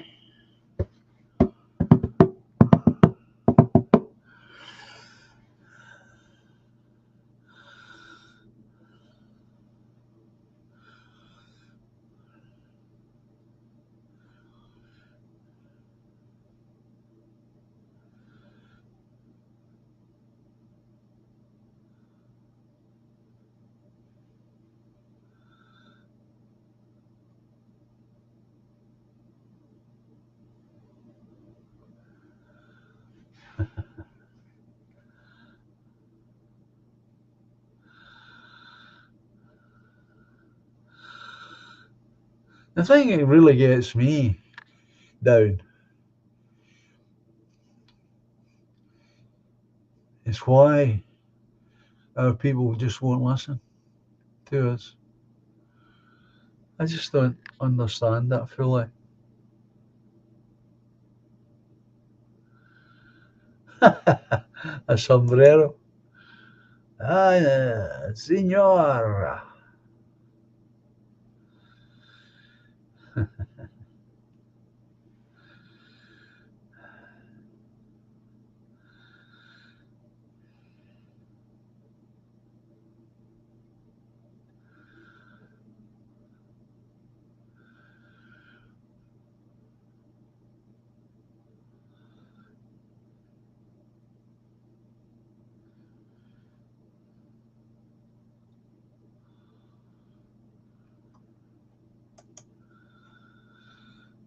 Woodland, and I had to go live with my nan when my mum was in hospital having my little sister.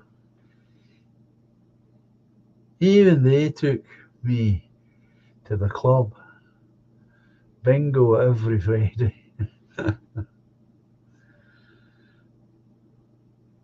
It's my working class people, as you all know, look after working class people. That's the spirit they're trying to break.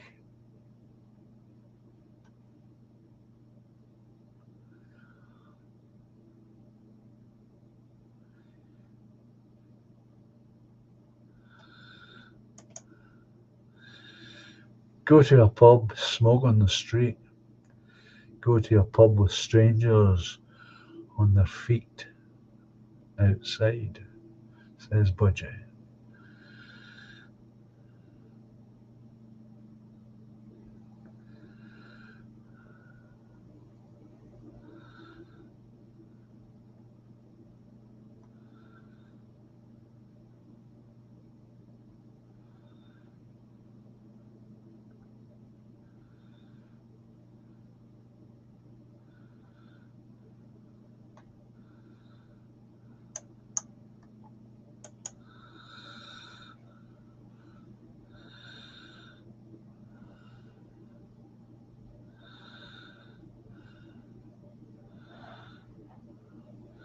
Must be something wrong with my computer. Oh, there it is. It's changed. Right.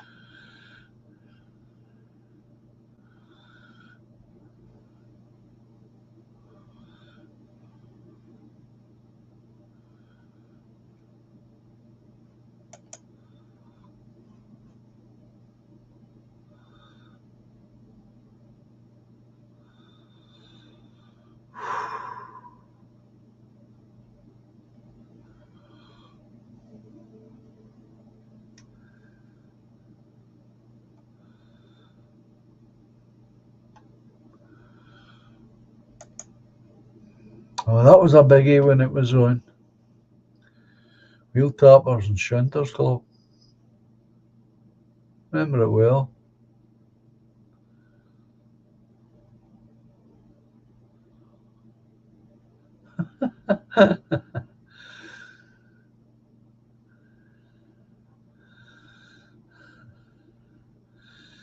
So remember, folks, I won't be streaming on Friday, all right? My friend's coming to visit me.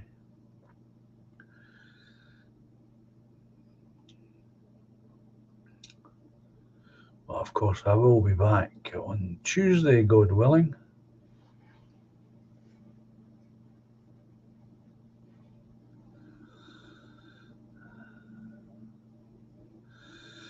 There's just Kate.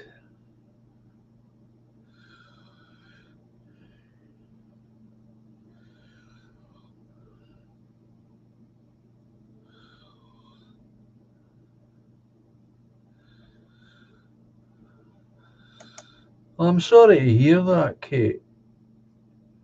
The fact that that's still going on. I can think of men, so, and she's quite rightly got it in quotes, who could do with hearing John's words on beating up women, but they're not in the chat tonight.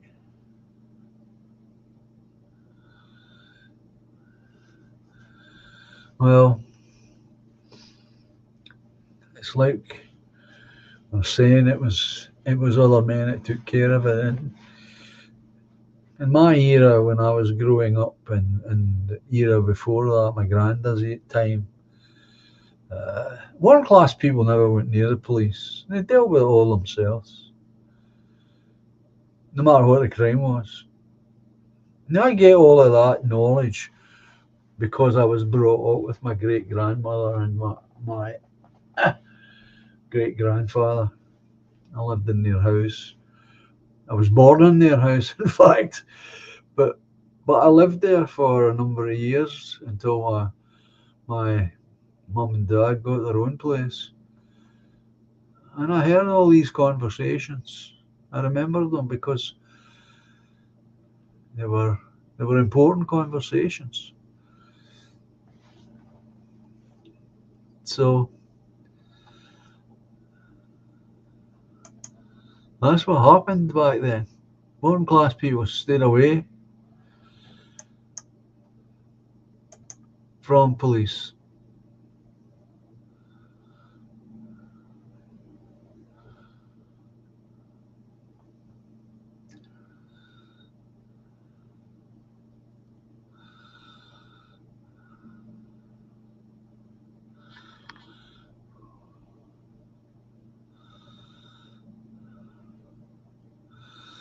So anyway, I'm sorry to have to bring this to a close because I know we could sit here all night and talk about what we've lost.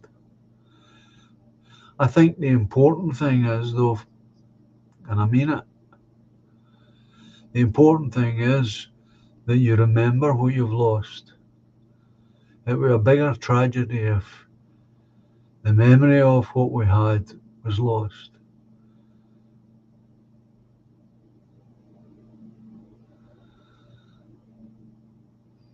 And I don't have all that memory. We share it between us. We've all got bits of it. But the main thing is we still have it. We still have it to pass on. And that's the important part at the moment, is passing that memory and those memories on to a younger generation who will listen and take heed.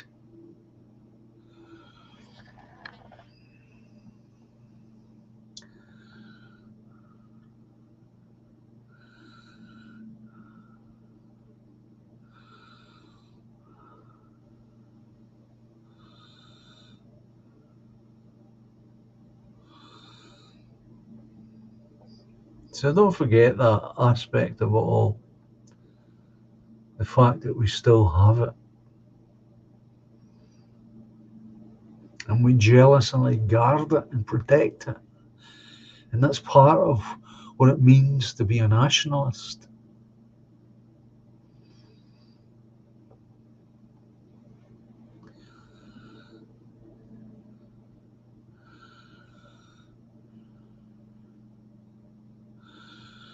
And thinking about it, of course.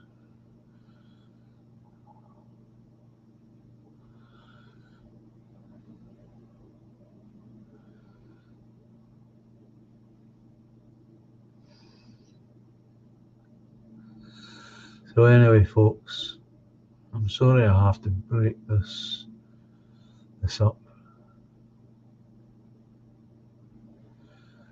Oh, I think you're dead right there, Toffee. I think they're going to have a hard time taming all of us.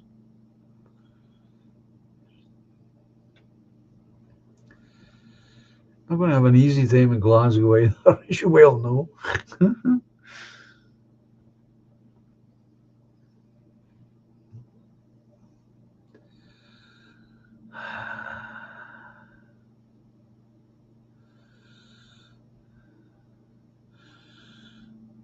On a plane.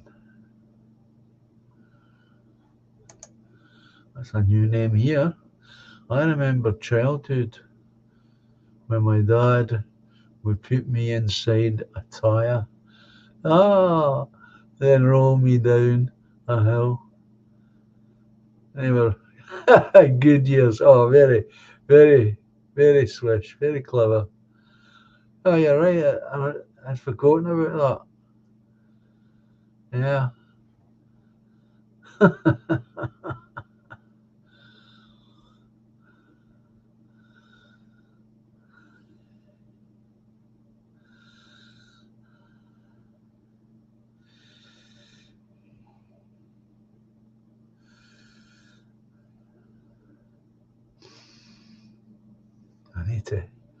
I need to close off, folks. Look how far I'm behind.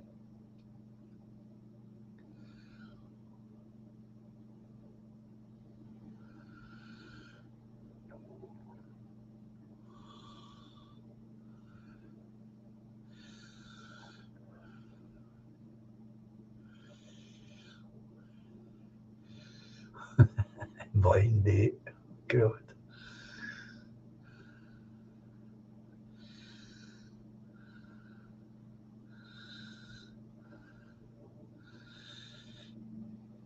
You're all in full flow tonight, folks.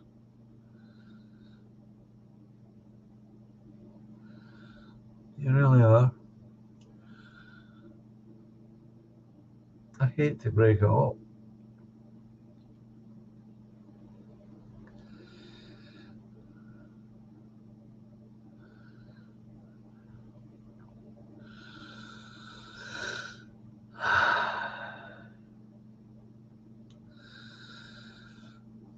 Right, so please remember,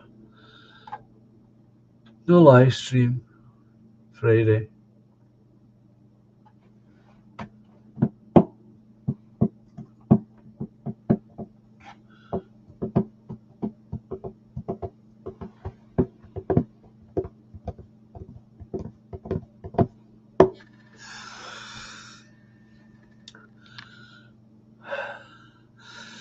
So please take care. Enjoy.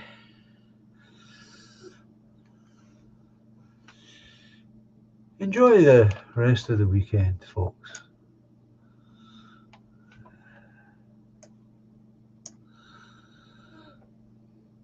And I'll see you a week on Tuesday, all being well. Okay.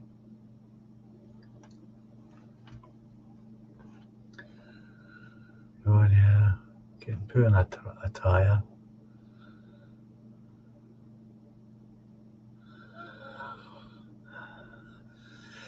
Remember again also that if you've got any contribution you might want to make for the Halloween stream, send it to me.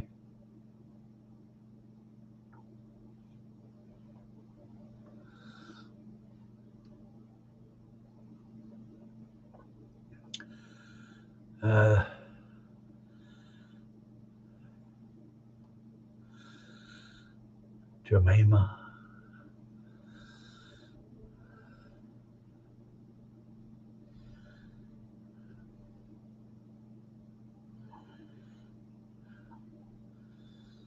That would be good if you could do that.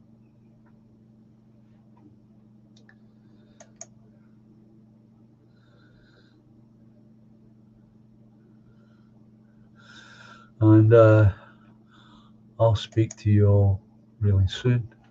Okay. So, as I like to say, adios, au revoir, cheerio, and for the moment, goodbye for now. Enjoy the music. Take care of yourself. And thank you all for being here. Bye just now.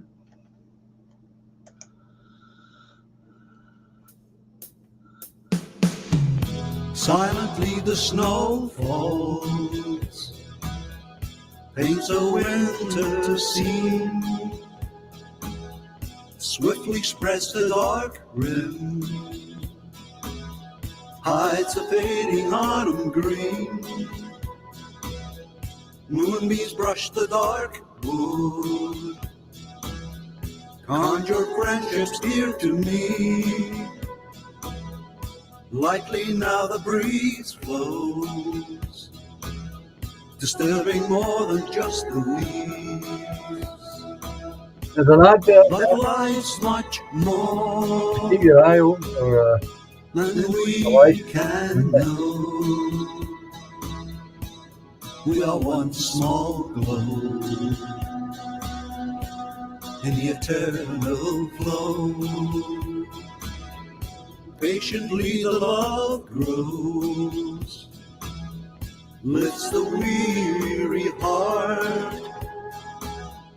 Gently now she holds me, melts two worlds once apart.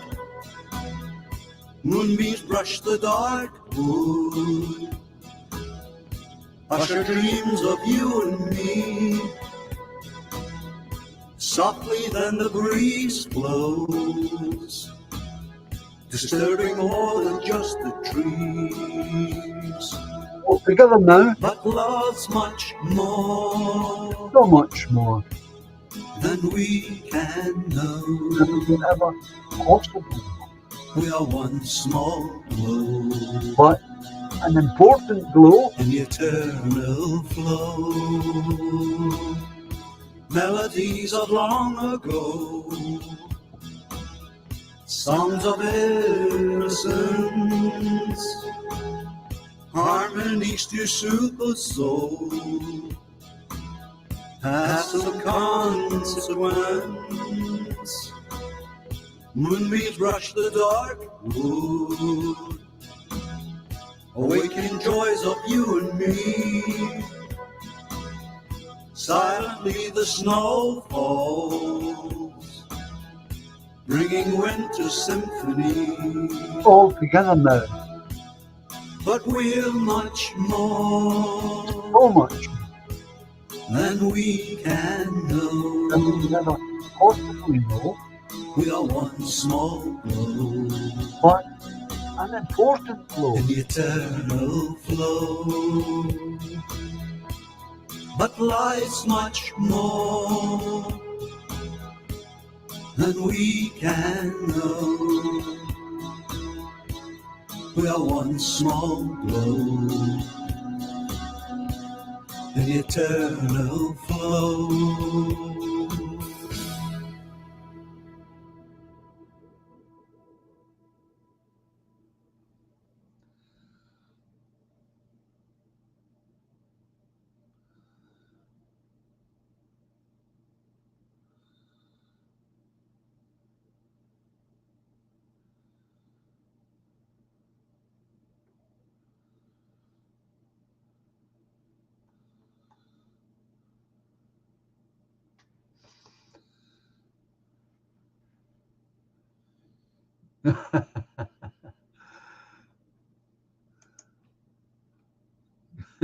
Very good woodland that.